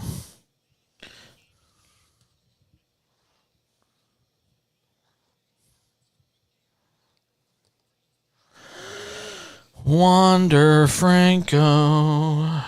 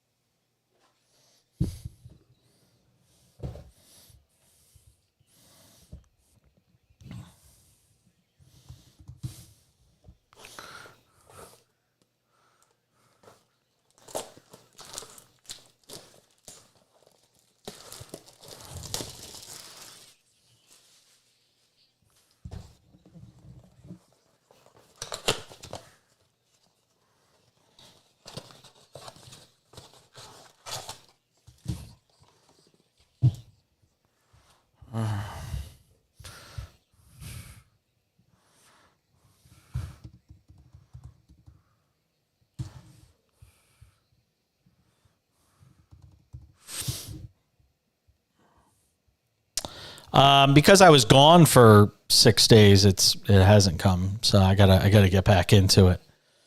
Yeah, my husband is much further along. Eric Spoelstra.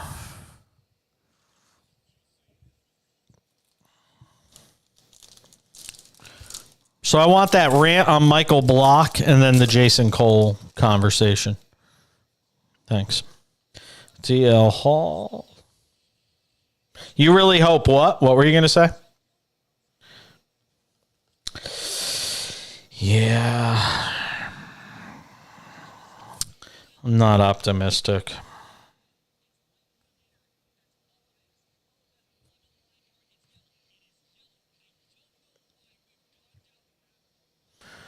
Jackson Holiday.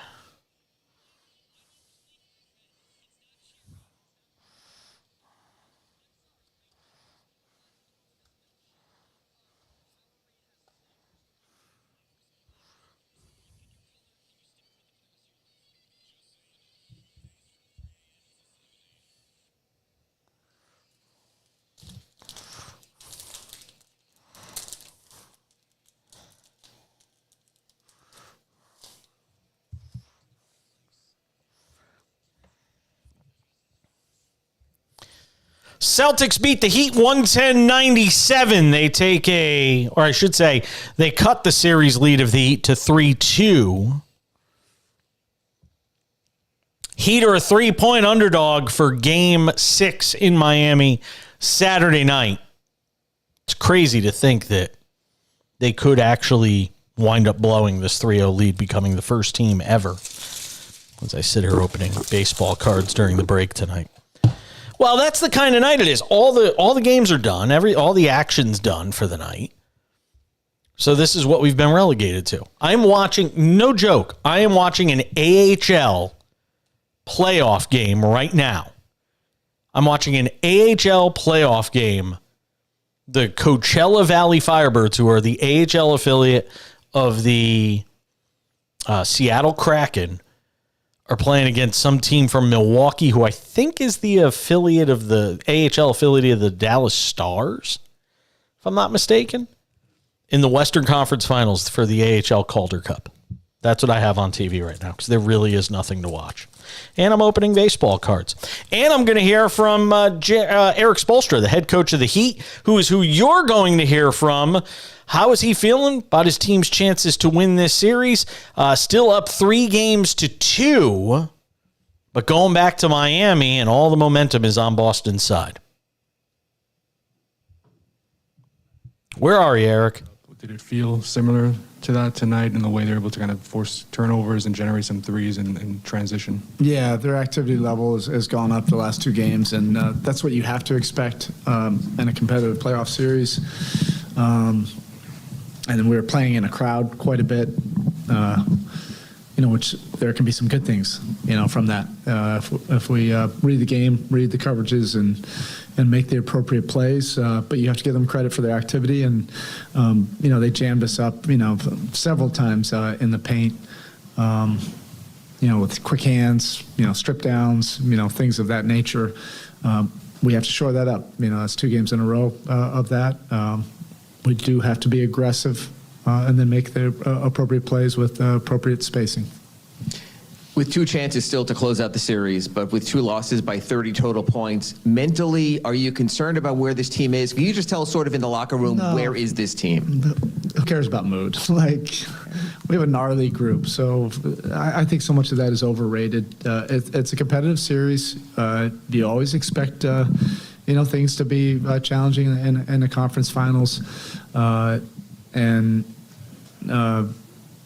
One game doesn't lead to the next game. Based on all the experience that we've had, it doesn't matter in the playoffs. It doesn't matter if you lose by whatever. We beat them by whatever in game 3. It just doesn't matter. It's about collectively preparing and putting together a great game. We'll play much better on Saturday, and that's all we just have to focus on right now. Spo, we're so used to seeing Jimmy play at such a high level in the postseason. From what you saw tonight, why do you think he struggled to find his rhythm? Our offense was disjointed a little bit. We weren't able to initiate our offense, get the ball where we needed it to go in spots where you can operate. If we can get Jimmy in his comfort zones and strength zones more consistently, he'll be just fine. And we'll work on that. The next 48 hours, but collectively we do have to play with more intention and force and poise offensively, which we're fully capable of doing. With the way they're jamming you up, you said offensively, does that require quicker decisions a little bit? Yeah, I think, in the second half we had some more decisiveness, with our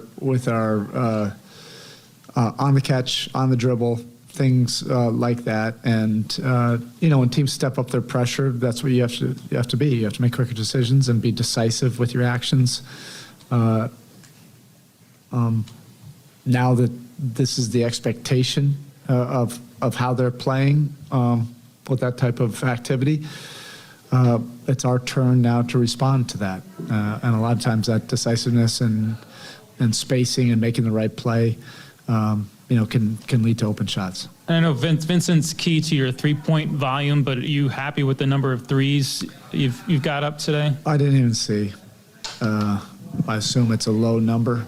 If they're, yeah, and they shot whatever they shot. Look, as long as we're getting intentional with our offense and we're playing how we want to play, we've proven that we can win, with whatever number of 3-point attempts. I don't think we got to our strength zones enough tonight. So sometimes that'll lead to paint attacks, rim attacks, free throws. Sometimes it'll lead to threes, but it's more the intention of how we're executing our offense. Eric, you obviously went to Highsmith in the second half, mixed up a couple things. With the way the Celtics have played the last two, do you have to consider a more permanent lineup change for this series? Yeah, we'll see. We'll see who's available, see if Gabe's available. I can't answer that right now. But it's always good, when a guy comes in and plays some productive minutes and see some good things happen. But we'll see. How is the way they cover Bam, defend Bam, evolved over the series, and how has it maybe changed the way he has to get his shots? Yeah, that's born out of respect, right? He was aggressive and able to get to the rim and able to get to his spots. And so they've now made him operate in a crowd. That's a good thing.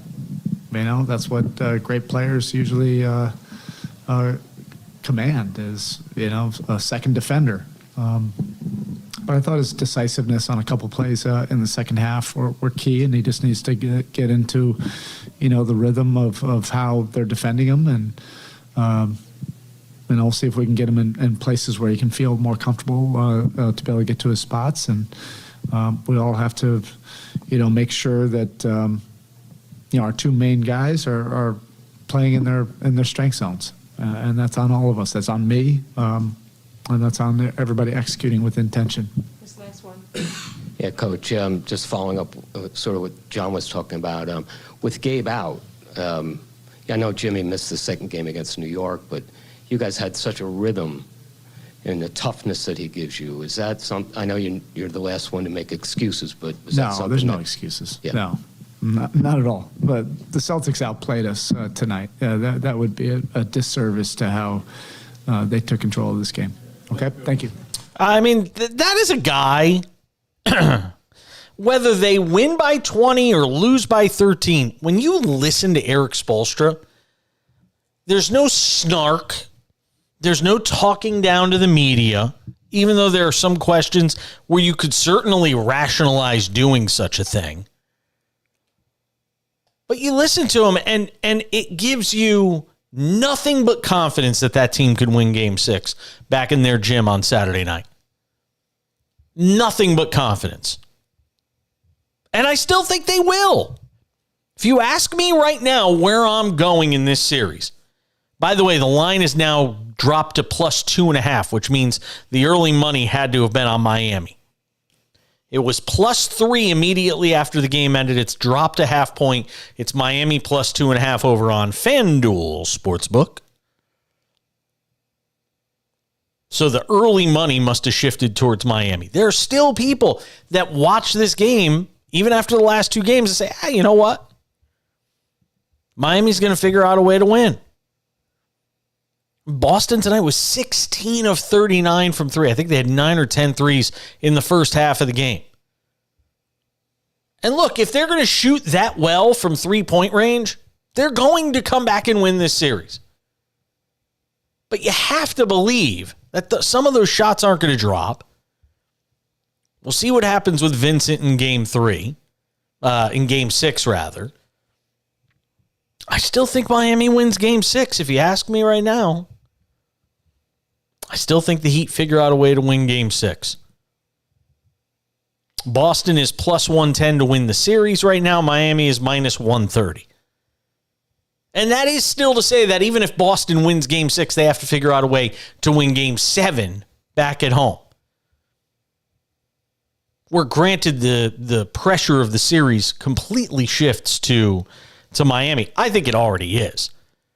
I think for all intents and purpose, this really is Miami's Game 7. But Boston still has to do something that's never been done in the history of basketball. And there is a pressure that also resides on Boston, being the fact they were favored to win this series.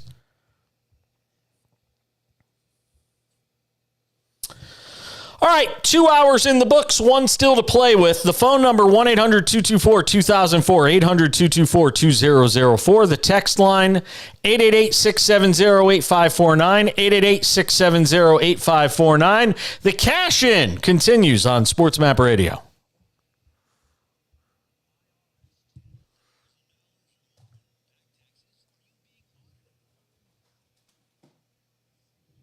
Oh, we got one more box to open. One more box to open.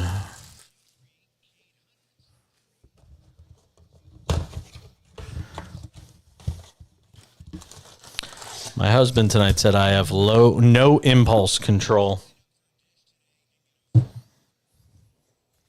Because I could not resist buying this boxes when I saw that they were available. It's very hard to find these boxes that I'm opening in the wild. Usually you got to order them online or get lucky.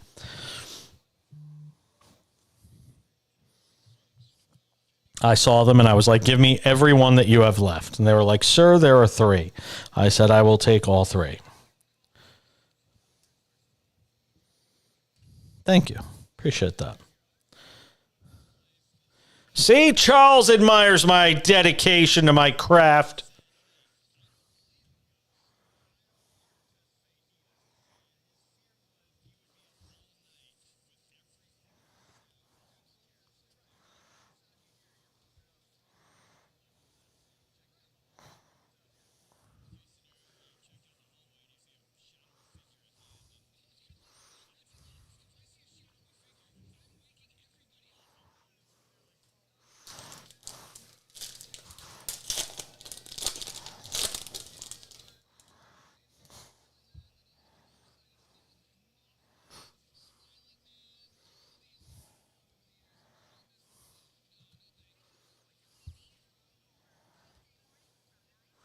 Freddie Freeman, Riley Green, Jose Ramirez, Robert Hassel III.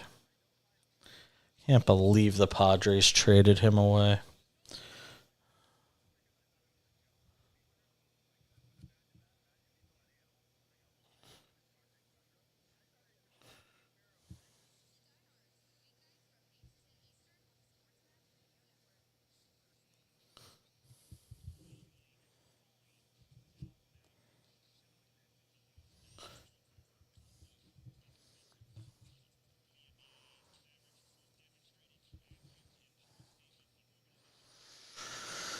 All right.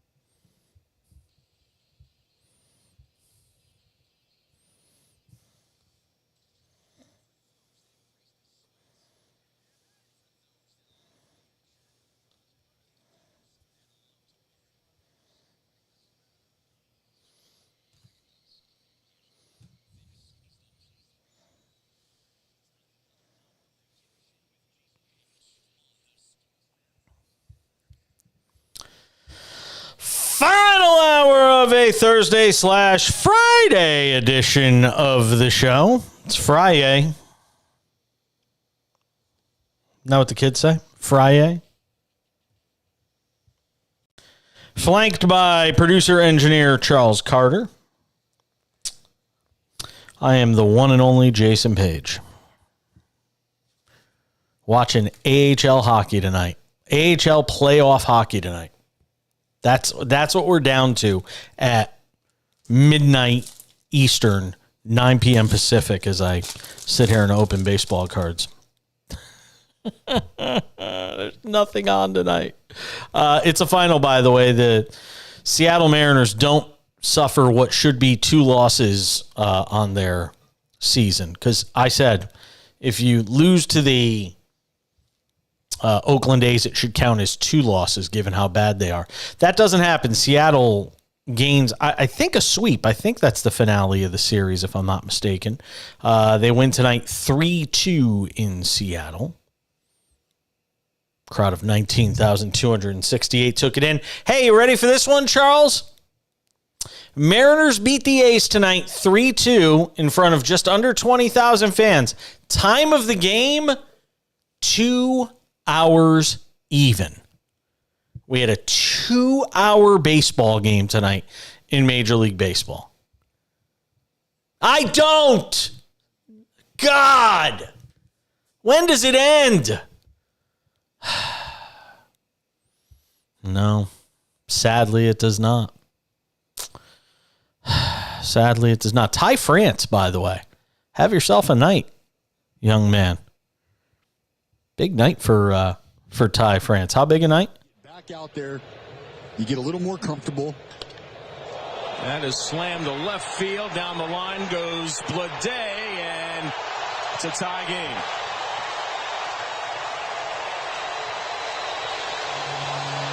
Ty France has done all the heavy lifting tonight for Seattle. Solo home run of the first, another here in the 6th inning. And we're tied at 2. You could tell that was the A's call. By the way, lest I forget, the A's haven't done many things right this year. They finally did one. They fired their play-by-play guy, Glenn Kuiper, after his, ill-timed gaffe, let's say, when discussing a trip to the Negro Leagues. He called it the other N-word that you would not want to say. Rhymes with bigger. And lost his job as a result. He was play-by-play guy of the Oakland A's for 20-plus years. His brother, Dwayne, is the play-by-play voice for the San Francisco Giants. And now, out of a job, is Glenn Kuiper for using the wrong N-word. Yeah. That's what you get. Saying the wrong things. Yep. Milwaukee takes a 3-2 lead on Coachella Valley in the Western Conference Finals for the AHL Calder Cup tonight. 15:28 to go in the 3rd period. That's what we're down to tonight. Jaylen Brown always has something good to say. Love listening to a lot of his commentary when it comes to basketball. Post-game with him now on the cash-in following the Celtics' 110-97 win over the Miami Heat. Miami still leads the series 3-2. They are an 2.5 point underdog in game number 6 of that series, scheduled for Saturday night. Brown just sat down. Let's listen. Here we go. Here's Jaylen Brown. Trailed in the game, responded to all their runs, and did you feel this was the best performance of the postseason for the group? I would say so. I think we played 48 minutes. We played with great intensity on defense. And I think we just set the tone from the jump, and we got to be able to do that and carry that over into the next game because we got to expect their best punch next game. How were you guys able to set the tone? Just instilling confidence in each other. As we watch film, we get more and more comfortable. We see where we could take advantage of matchups on offense and defense and just being physical. A lot of big guys stepped up. Grant Williams has been playing really well. Derek White on both sides of the ball. And Smart was just a beast tonight. Like, well, I don't know what game y'all guys was watching, but Marcus on both sides of the ball was incredible tonight. It was a great performance from him. Shots falling these last 2 games, is the quality any different, or is it just a matter of water kind of finding its level? I think personally for me, water probably finding its level is true, but we also playing the game the right way and seeing where we could be aggressive, and it makes the reads, it makes the shots, it makes everything cleaner. You know exactly where to attack, you know exactly where to take advantage of your matchups, and it kind of allows a aggressiveness, to level out, and that's what Miami wants to do. They want to really get after you on defense. They want to put you in bad spots. They want to, really be aggressive on the ball. And as we're taking our time and being patient and seeing the game is starting to come to us. Jalen, you mentioned Derek a moment ago in his play tonight. He made a bunch of shots, but what do you remember about the timeliness of some of those shots that he connected on tonight? Yeah, big time player, big time shots tonight. D. White came ready to play. As soon as they gave him any space, he let it fly, and he got hot from downtown. And on not just on offense but on defense, his aggressiveness is key. They try to put him into matchups at times, and his ability to be able to block shots, chase guys off shooter, guard the best player, get out in transition and still hit shots, that's really key for our team. Jalen, I know you guys haven't been happy with the way you've played defense for a lot this year, and talking about losing that identity a little bit. How have you gone about reforming that identity and reaching this level again over the last couple of days? One, our back has been against the wall. Obviously, we didn't imagine being in this position, being down 3-0. But, when adversity hits, you get to see what a team is really made of. And, it couldn't get no worse than being down 3-0. But we didn't look around. We didn't go in separate directions. We stayed together. We doubled down on what we're good at on defense. And I think now it's a series. So we just got to take it one game at a time and keep playing. Jalen, just to kind of follow that up, you said down in Miami that you just wanted to get back there for a Game 6. You're back there now. What's it going to take to beat them in their building again in Game 6? It's going to take everything. It's going to be a dogfight. I imagine it to be. I imagine those guys to be, play better than they played tonight, and they're going to come out aggressive. We got to be ready to take they punch at home. We got to be ready to be resilient and come out and do what we're supposed to do. Hey, Jalen, it seems like some of the hustle stats, it seems like some of the second chance points off turnovers, all that's changed in the last 2 games. How much of an impact have those types of things had in this turnaround for you guys? I think that's the key. I think in the first couple games, they was definitely winning those plays, beating us to loose balls, diving on the floor. And I think in the last 2 games that we've been able to win in those stats and at least match that same intensity. And they've been able to come back down to earth a little bit. So we just got to be the harder playing team. They're well coached. Spo is a great coach. They got great players who have a great mentality. It's going to be a dogfight. We got to be ready to go.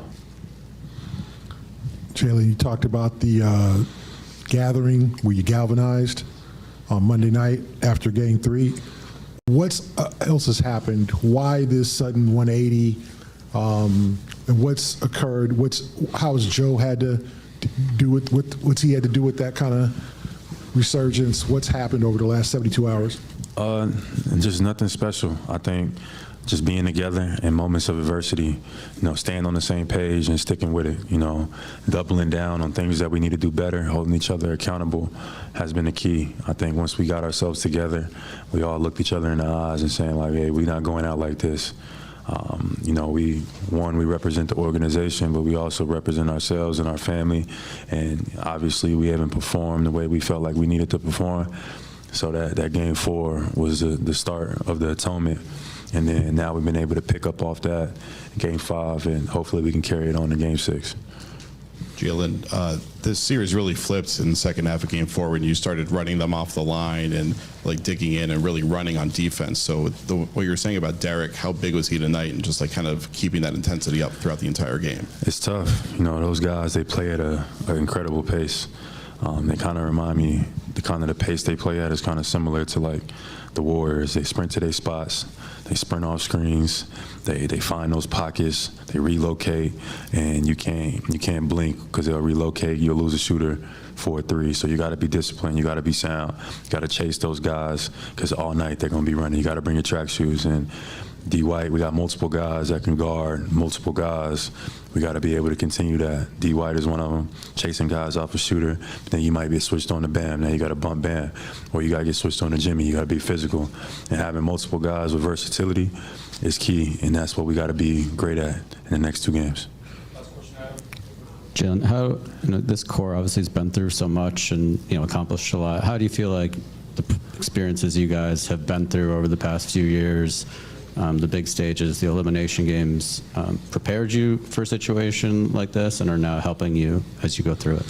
For sure. Experience is the best teacher. We're a resilient group. We've been through a lot. Obviously, it's the first time being in this situation, but it's the first for everything. So we don't look at it like we out. We just take it one game at a time. We just breathe, come out, play basketball, just take our time and do what we're supposed to do. I think we'll be fine. It's a blessing to be able to play this game each and every night. It's a blessing to be in the playoffs. It's highs, it's lows, it's intense moments. It's moments that you're pissed off. It's moments where you extremely excited.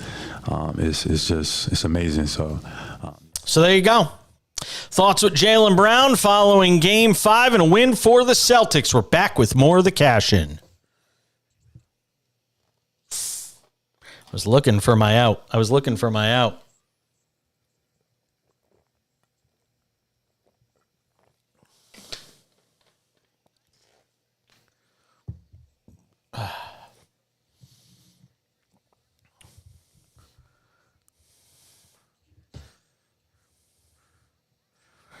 3-3 third period.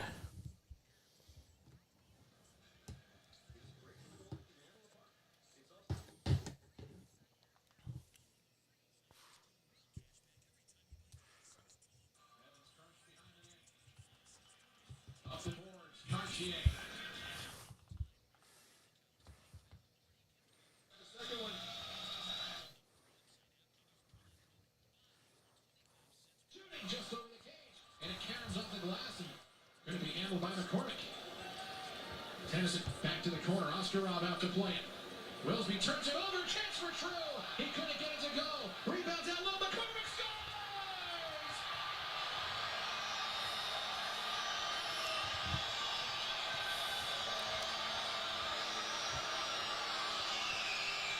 Max McCormick pulls the game even with 12:38 to go in the third period. Yeah, a great job there. Again on the forecheck, which is what they do so well. Is they forecheck it, a turnover into the Admiral's end. It's really crazy. If you had told me that AHL hockey would be this gigantic of a success in the middle of the desert, I would have had you piss tested. I really would have. I would have absolutely had you piss tested. They've sold out like every game of the postseason. They've got like almost 10,000 people in this brand new arena. And they're nuts. The fans are rabid. It's crazy. It's absolutely crazy. Oh my God, they just took a 4-3 lead. They just scored again. Holy shit. Wow. This is crazy. Riker Evans for Coachella Valley up the left wing side for Andrew Pomerowski. Into the skates of Tennyson. Cartier carries it to the offensive zone, tries to come down the wing. Cartier comes away. Scored 2 goals in less than a minute. Tennyson gets the secondary assist. Jesper Froda back onside. Pomerowski right circle. Shoots. He scores!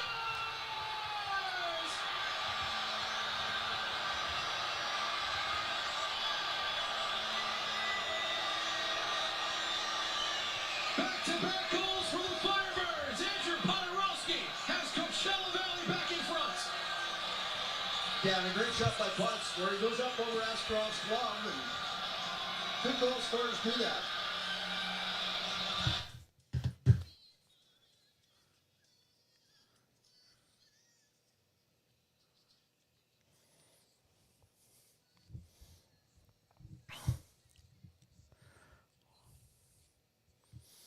I see what you're doing there. See what you're doing there. Nice job, Charles Carter. It's a man who knows how to pay respect to the legends. The great Tina Turner passing away. Was it yesterday she passed away, or was it Sunday? It was yesterday. Yeah, it was yesterday. I mean, not Sunday. My days are all messed up because of the travel schedule, but I didn't know if it was yesterday or the day before. Was she 86? Yeah, that woman was a legend. I mean, she is certified, just amazing. Love her. Love her in the, did you ever see the first Mad Max? Yeah, the original. Welcome to Thunderdome. Come on, it's great stuff. She was so good. 83, thank you. I want to get that right. And she performed up until really late in her career. Like she didn't slow. It took a long time before she slowed down. Tina Turner last concert was 2009. So she was 70, 69? Yeah. Part of her 50th anniversary tour before she retired. Sheffield Arena was her final concert. May 5th, 2009. Angela Bassett played her in the biopic that they did about her, which was supposed to be really good. I haven't seen it, but supposed to be really good. But rest in peace to the great Tina Turner. Just a one-of-a-kind special woman. Passed away at the age of 83.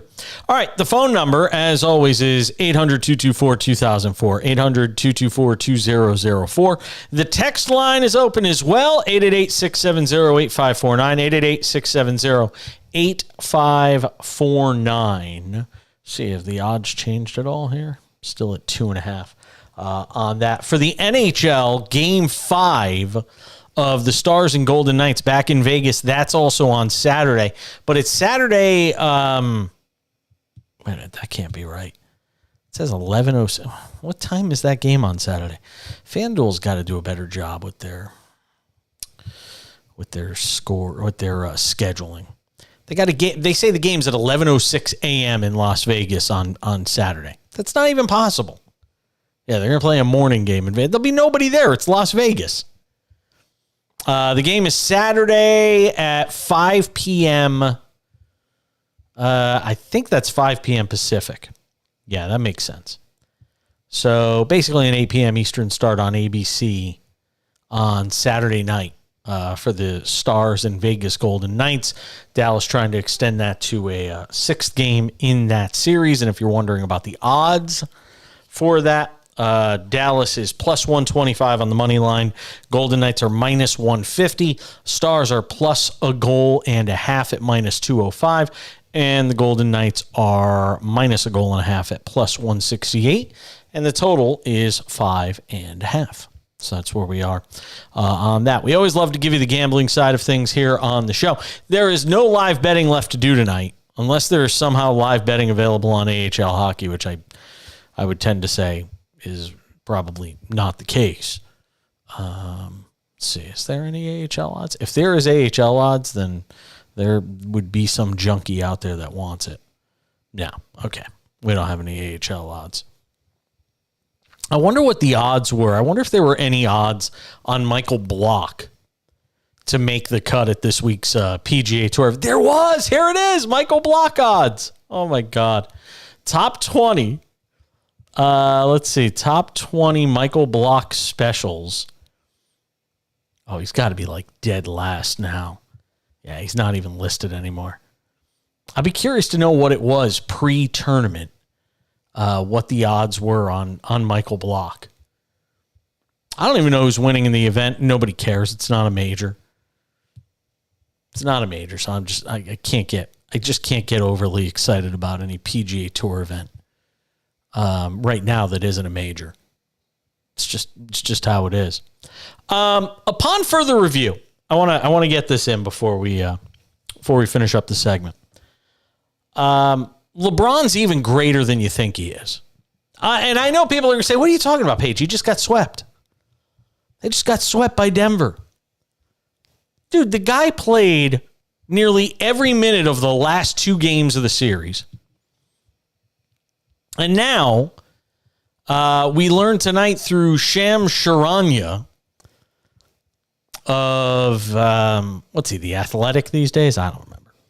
But Shams, NBA insider Shams Charania, says LeBron James played through a torn tendon in his right foot the last few months of the regular season and the entire 2023 playoffs. The dude's just not human. And when you hear people start to wonder why he's talking about retirement, now it starts to make some sense. Now, it might be a ploy to get more money. It might be a ploy to make the argument to take next year off and then come back the following year when his son, Bronny, is drafted into the NBA after he's a one-and-doner at USC. But they're saying LeBron might need surgery this summer at the age of 38. And would anybody be surprised if after that he just said, you know what? It's been a great career. I'm done. I know everybody believes that him playing with his son is of the utmost importance. But if LeBron can't be LeBron, I got news for you. That dude ain't playing. He's not going to be an 18 minutes off the bench kind of guy at the end of his career. He will not be that guy. If he cannot be LeBron, or at least some full-time variation of the LeBron that you've seen throughout his career, he ain't playing. If you've paid attention to anything over the course of this guy's career, you would know that. But that guy played the last few months of the season with a torn tendon in his foot. And you've got Zion Williamson, who can't play because of a hamstring and misses virtually the entire season because of a hamstring injury. Think about that for a second. 38 years old, played the last few months of the season with a torn tendon in his foot. Last 2 games of the playoffs, played basically every minute of the game. And you're going to sit here and talk to me about LeBron this, LeBron that. You try to take a dump on him every chance you get. Again, if you've got something you really want to go after LeBron for, it's a you problem. It's not a him problem. It's nothing he's done. The guy is one of the greatest competitors to ever play. He is a top 3 or 4 player and arguably the second best ever to play the game. If you're going after him, it's just because you're trying to score points. You want to be a contrarian. You're looking for a reason. I mean, is there a play here or there where you can go after him? Of course. That was the case with every guy, every star that's ever been in this league has had their moments where you could go after them for something. Every guy in this league has had those moments. But in this age of social media, in the age of 24/7 sports radio, in this age of 24/7 sports television, we need something to talk about. We need a whipping boy. We need somebody we can go after. And who better to go after than a guy who's at the top of the pecking order? So you go after LeBron. But really, it's just an indictment on you. If at this stage of his career, have there been times throughout his career where I thought it was justified to go after LeBron? Yes, and I did. But at 38, putting up the numbers he did this year, even in an inflated numbers era of the NBA, for LeBron to do what he has done, if the best you could come up with is LeBron is overrated, or, some other negative take, some other obscure negative take, the problem's not LeBron. Look in the mirror. The problem's you. Got a thought on it? Let me know. Text me, 888-670-8549. 888-670-8549. That's the number. Hit us up on the text line. Good to be back after a week off. Trying to blast my eardrums out, Charles? I just heard bang in my ear. It's all right. Still love you, man. 800-224-2004 is the call-in number, 800-224-2004.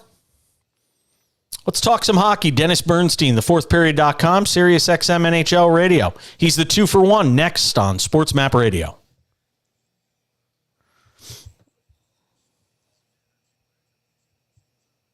Oh, of course.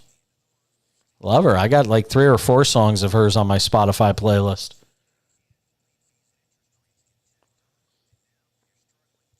I like, we don't need another hero.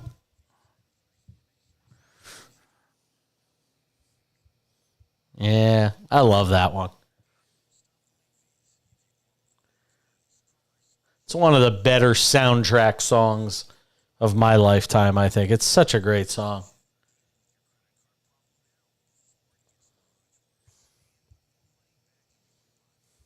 We don't need another hero.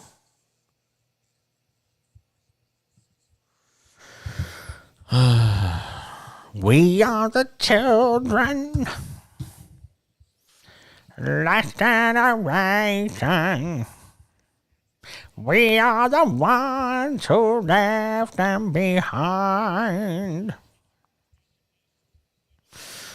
Yeah.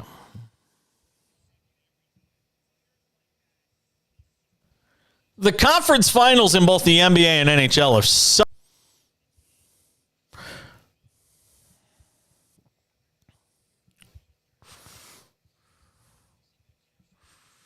Then you're missing this.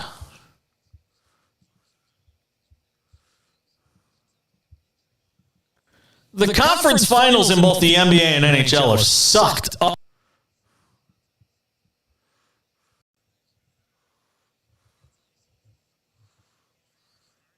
Quick rejoin coming back here, okay? Thank you, sir. You should. If you find something, dude, do it.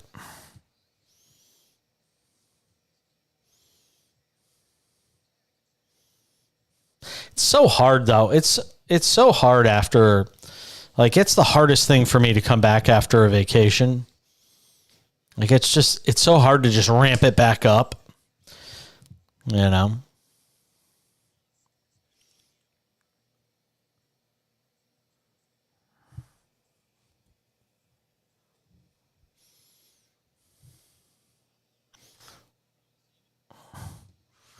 Yeah. There isn't much. I don't really care about much of that stuff.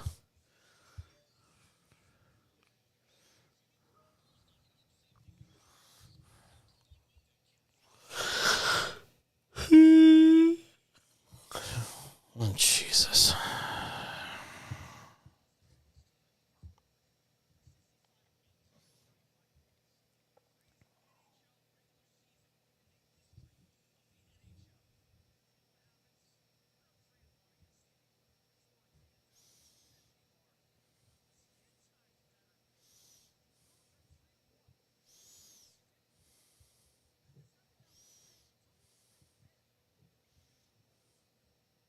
All right.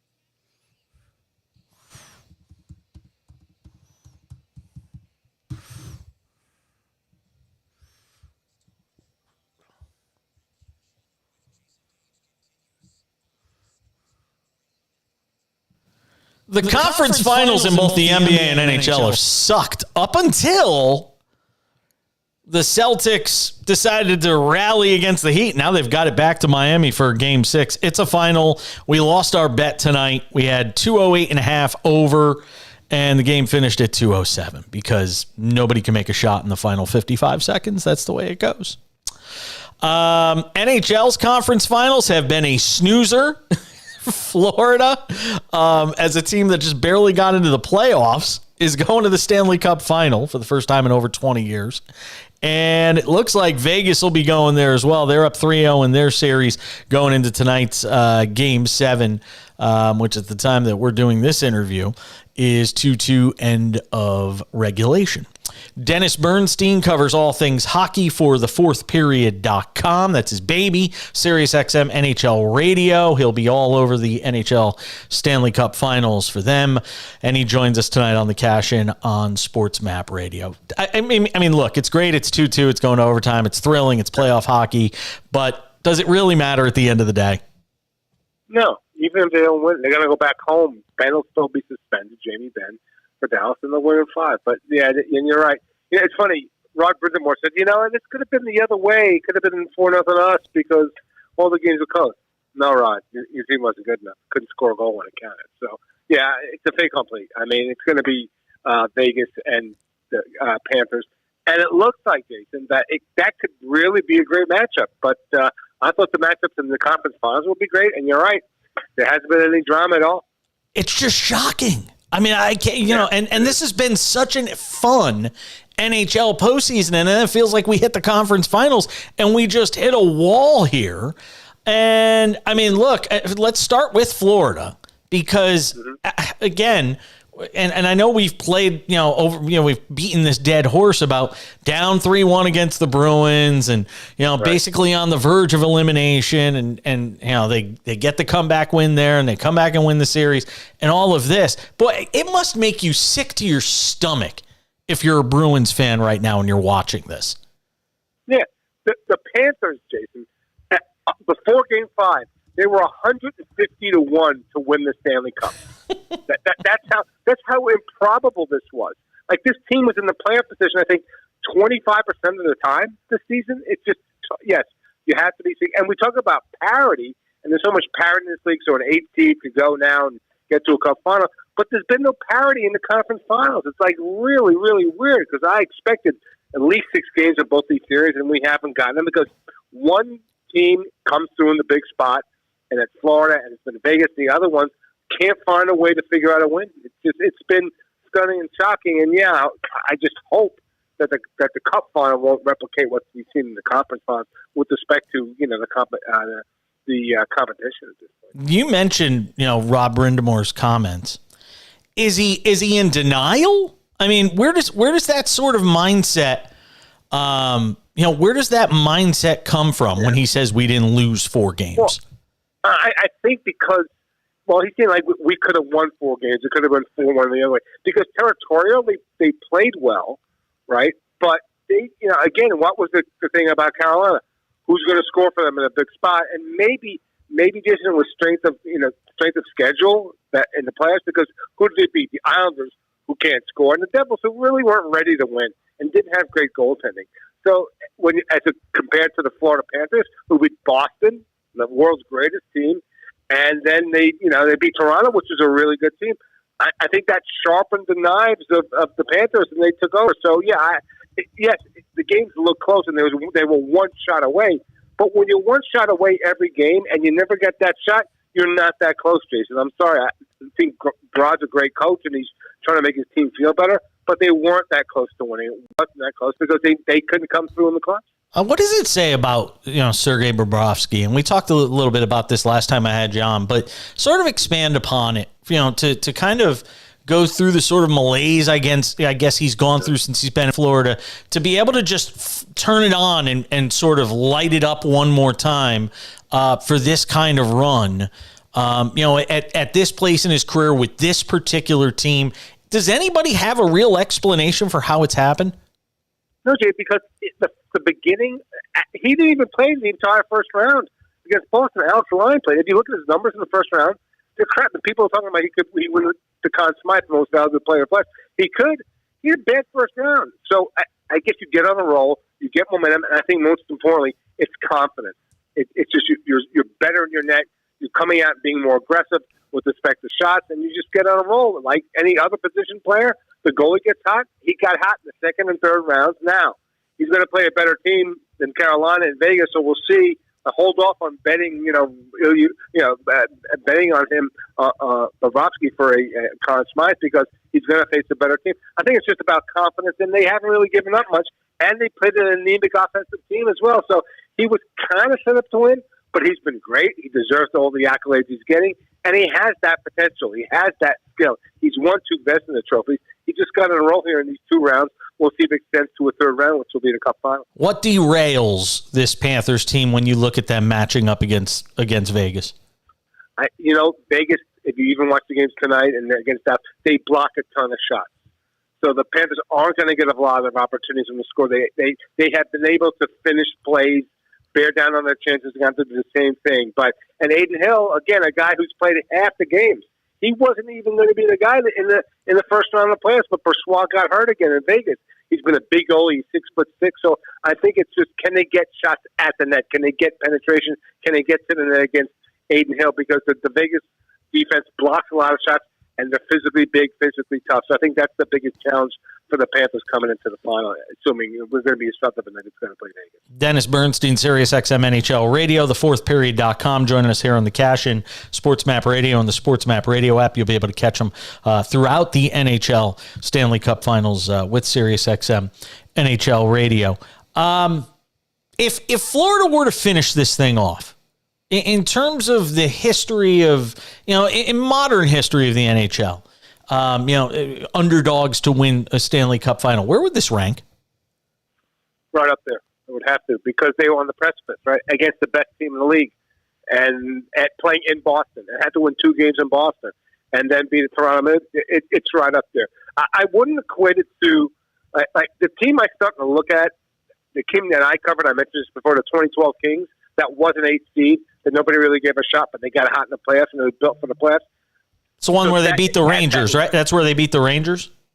No, that's when they beat the Devils. Oh, Devils, okay. They had a team 4 run. They were up 3-0 against the Devils, lost 2, wound up winning in LA in Game 6. But they had a goalie in Quick. They had the center in Kopitar, like Barkov. They had, that they have those type of players. They have Sam Bennett. Dustin Brown's the same type of physical player that can score key goals. So that's it. But it's got to be up there, because I mentioned the odds. Down 3-1, it was over. They were done. They weren't even supposed to make the playoffs, Jason. If Pittsburgh doesn't lose on April 11th to Chicago Blackhawks, they're not even in the playoffs. It is up there with one of the biggest upset runs in NHL history, I would say. Where does Dallas go, assuming the worst case scenario here, where does Dallas go in the offseason to try and get over the hump? I don't know. I think that they try to get a more consistent play from the goaltending. Like Jake Ottinger has been, and he was bad some games against Seattle. He was bad in Game 3 when they really needed him. I don't think there's much more they could do. I don't think I'm going to sign Max Domi. They're kind of stuck there, and we talked to Jim Nell when we visited in Dallas. I think what you see is what you get with Dallas. Try to go at it again another year. I assume Pavelski's going to continue to play. So it's just, he ran up against a team that was just more physical, that was just slightly better. Maybe a score. They could get an additional score. But the set on defense, I assume the set with Jake Ottinger. So good try for Dallas. They'll be in the running again for the Cup next season. But I don't think there could be massive changes in Dallas because of the structure of the contracts and some of the age on the players like Jamie Benn and Tyler Seguin, who really haven't produced for them in this round. It's been disappointing. Always love talking to our man. Dennis Bernstein does a great job. Thefourthperiod.com. Check him out with SiriusXM NHL Radio as well. Thank you, my friend. Hopefully we get to talk to you during the finals. Thank you. Absolutely, you will, Jay. I always appreciate the time.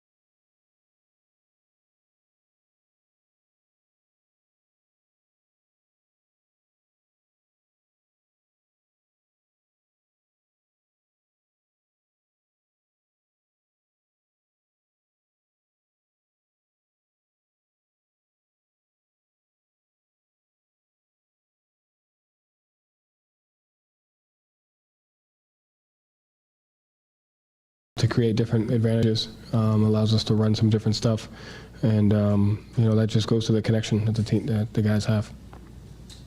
Thank you, Joe. Thank you. We'll have Jason, Jalen, and Derek in here.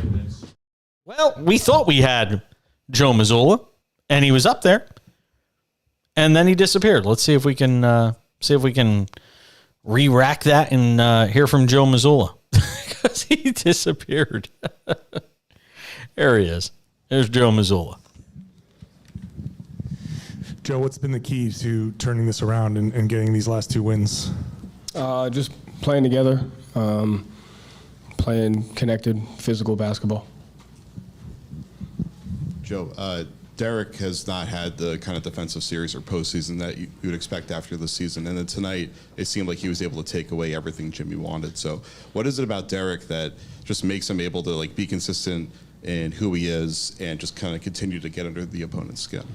He just plays with a defensive versatility, and he does a great job paying attention to detail on personnel tendencies.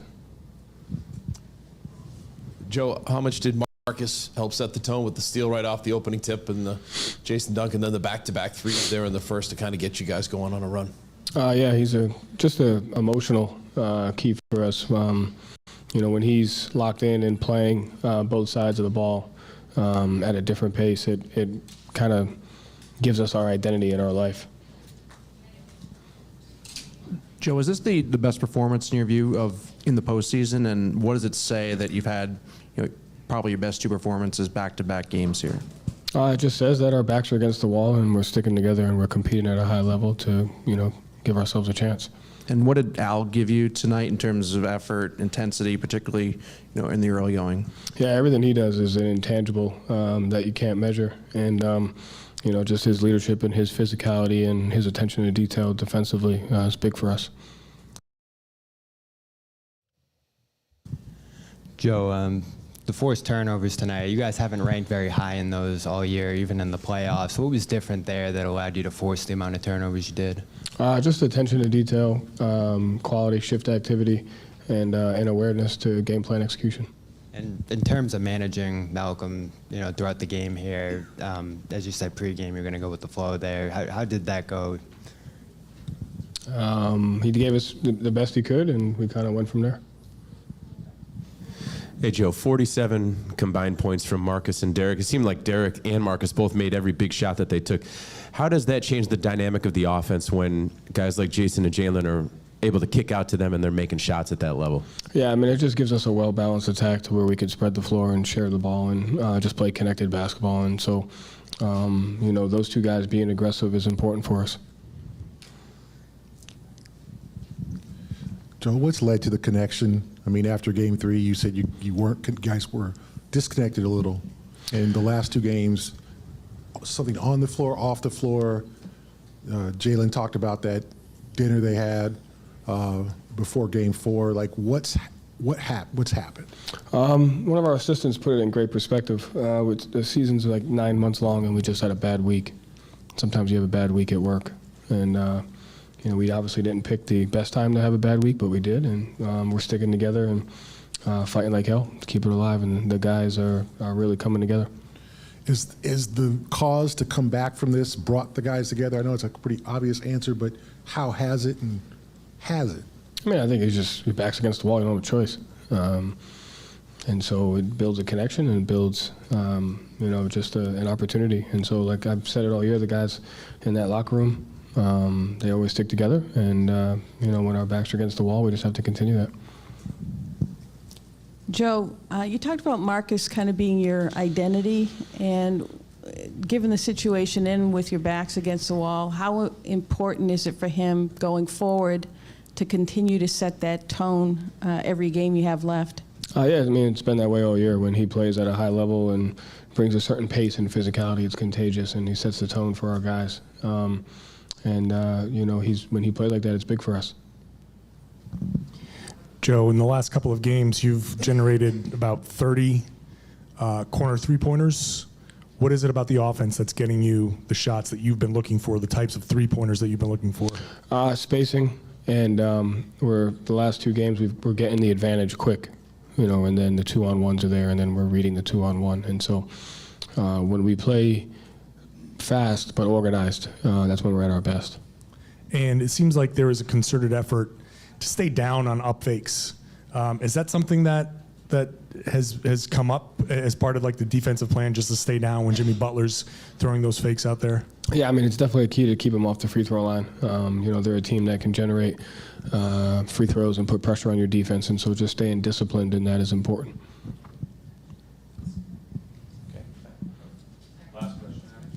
11 assists for Jason tonight. When he's facilitating like that, what does that do for the rest of the offense? Just spreads us out, allows us to create different advantages, allows us to run some different stuff, and that just goes to the connection that the guys have. All right, so there you go, Joe Mazzulla. And again, I don't know what to read into him and his demeanor and the way he almost looks like he's having a tooth extracted every time he does one of these post-game interviews. Like he'd rather be anywhere but sitting in front of the media. Almost like he's too good for it. No, really. But it's true. It really does. It's just the vibe coming off him. You know? There's a term I'd like to use, but I can't. You know, for that kind of face.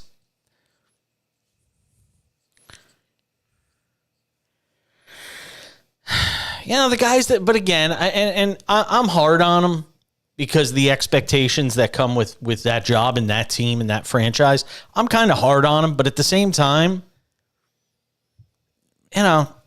he's a first-year head coach. He's going to learn.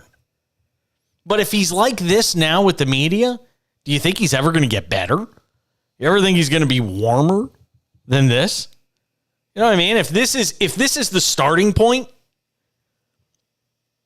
see, here I was going to give him the last word tonight.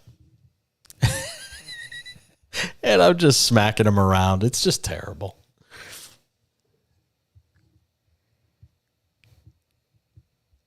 I'll tell you now, if it happens that they come back and win this series, that is going to be a really good NBA final. With him trying to win one as the head coach of this team, this group trying to win its first final, coming off of what it did last year, and then Denver trying to get its first, it's gonna be a compelling NBA final. I don't know what the ratings are like or any of that crap. I just think it's gonna be a good NBA final. For producer engineer Charles Carter, I'm Jason Page. We'll catch you back here on Friday for the Cash In on SportsMap Radio. Bye. Nice job, my man. I'll see you tomorrow. All right, bye.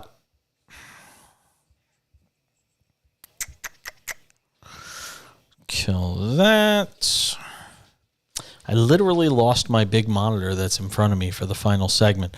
Well, that's going to do it for us tonight. Thank you for watching on the video stream. Oh, I said bye, and see, here's my dog. My dog comes out. As soon as I say goodbye, the dog comes out. Should I put up the dog cam? Can everybody want to see the dog? Let's see, where's the dog? See if it works. All right, let's see. See if we can get the dog shot in here. All right, let's see. Where is he? There he is. Hi, Dookie Doo. Yep, that is the dog cam. We're gonna bring the dog cam to the show one of these days. There he is, my pooch. It's the dog cam. What's up, Papa Dukes? He's so handsome. He's such a handsome dog. You're a handsome dog. Yes, you are. Oh, that's interesting. It automatically shoots it in landscape mode. Anyways, that's going to do it for us tonight. I've said bye. So the dog is expecting to go for a walk now. Oh, he's gnawing on his leg for. What are you gnawing on your leg for, dude? Something on there? Something bothering you? Got fleas or something? What is going on? Huh? What are you doing?